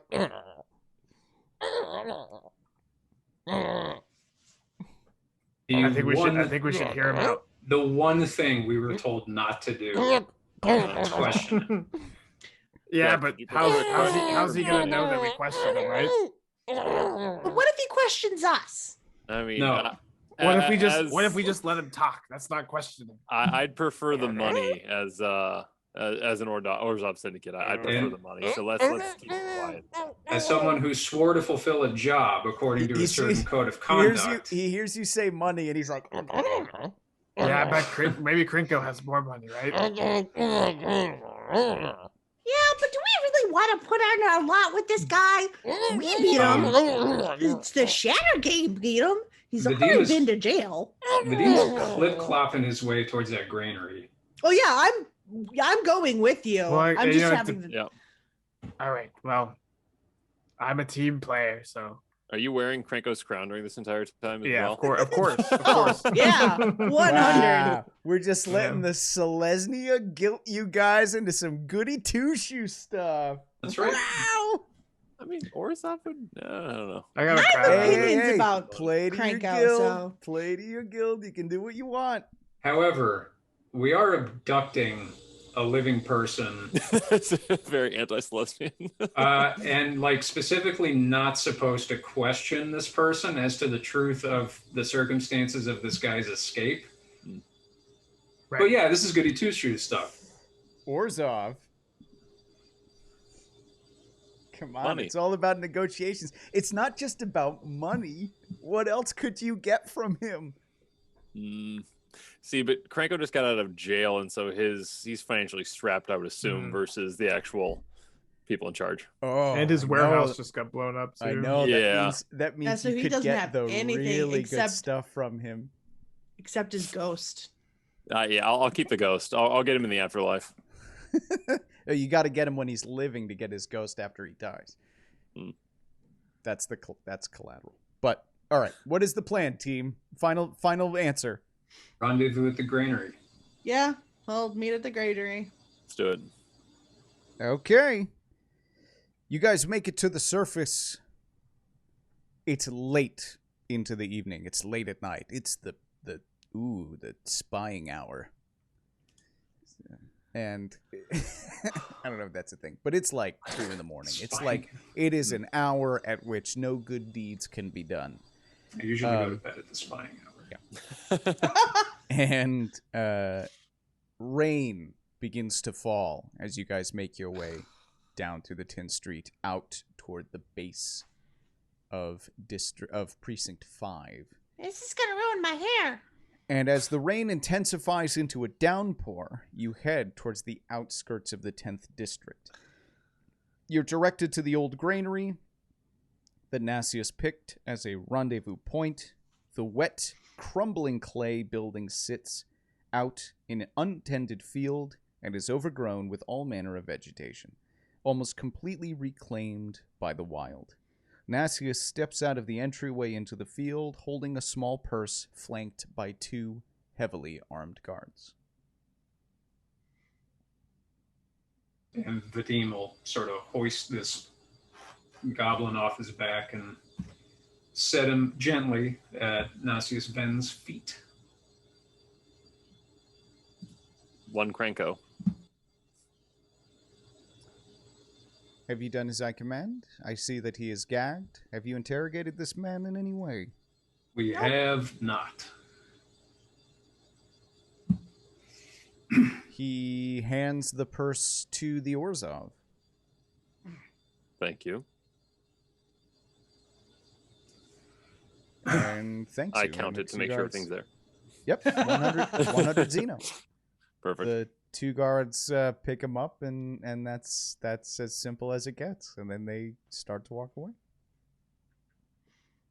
Best of luck. That was pretty smooth. Yeah, I thought Zaps was going to do something crazy during that, but How could you say that, Strax? Zaps never does anything crazy for a goblin. Zaps, can we see I'm a those bubbles? professional. Can we see those bubbles now? You promised bubbles at the end of this. All right. I will say one thing that has never happened at the end of this so far is everybody's done with this as fast as possible, right? Like everybody is just like, turn him in, we're done, give us the money, we're out. I have never met anybody who tries to do anything extra, who talks to him, who tries to like figure some stuff out. I think we did have one circumstance where he did get a chance to talk to them. Yeah. And there's some other stuff. There's more stuff that can happen here towards the back end and stuff like that. But yeah, so I think that was the one I played, Brian. Possibly. So yeah, so there you guys go. That was fun. Characters who have a guild can turn into their guilds and get a point of renown, which I think is actually a lot for doing something small. But this is also a great way that this. One of the things I like about this one shot is it can also be used as a level 1 introduction to whatever Ravnica campaign that you're going to be doing. It's a great way to get started. Now you have level 1 characters that get to level 2 after this. Now you're in the world. They know a little bit about some places. They're sort of established, and they have a repertoire working together. And one of the really simple ways to just kind of get people working together and get off the ground. But that's it. Hey, party people, thank you so much for hanging out with us for this one shot Thank you. of Krenko's Way. This a was successful so much fun. victory. That'd be Definitely a challenging fight. So we can just talk about some of the little stuff. So it depends on how you get there, at what part in the day you get there. If you end up getting there at night, like right out the get-go, if you manage to basically get there on the same night you get the mission, there's a chance for you to sneak in and just take everything by surprise, and his gang members haven't joined him yet. So it's just like him and 2 people in there, and you can get him pretty easily. Most people get him on the second day. If you take a while to get there on the second day, you might be there when the Shatter Gang attacks, or you might arrive late the second night after the Shatter Gang has already attacked, in which case he is completely alone. But if you get there when he's completely alone, he has survived the warehouse exploding by hiding in that giant thing, that like loader, Not a mech. which is a volatile rig, actually, if you guys know the card. So if you get there on the third day, Phalish has been helping him turn that into a weapon.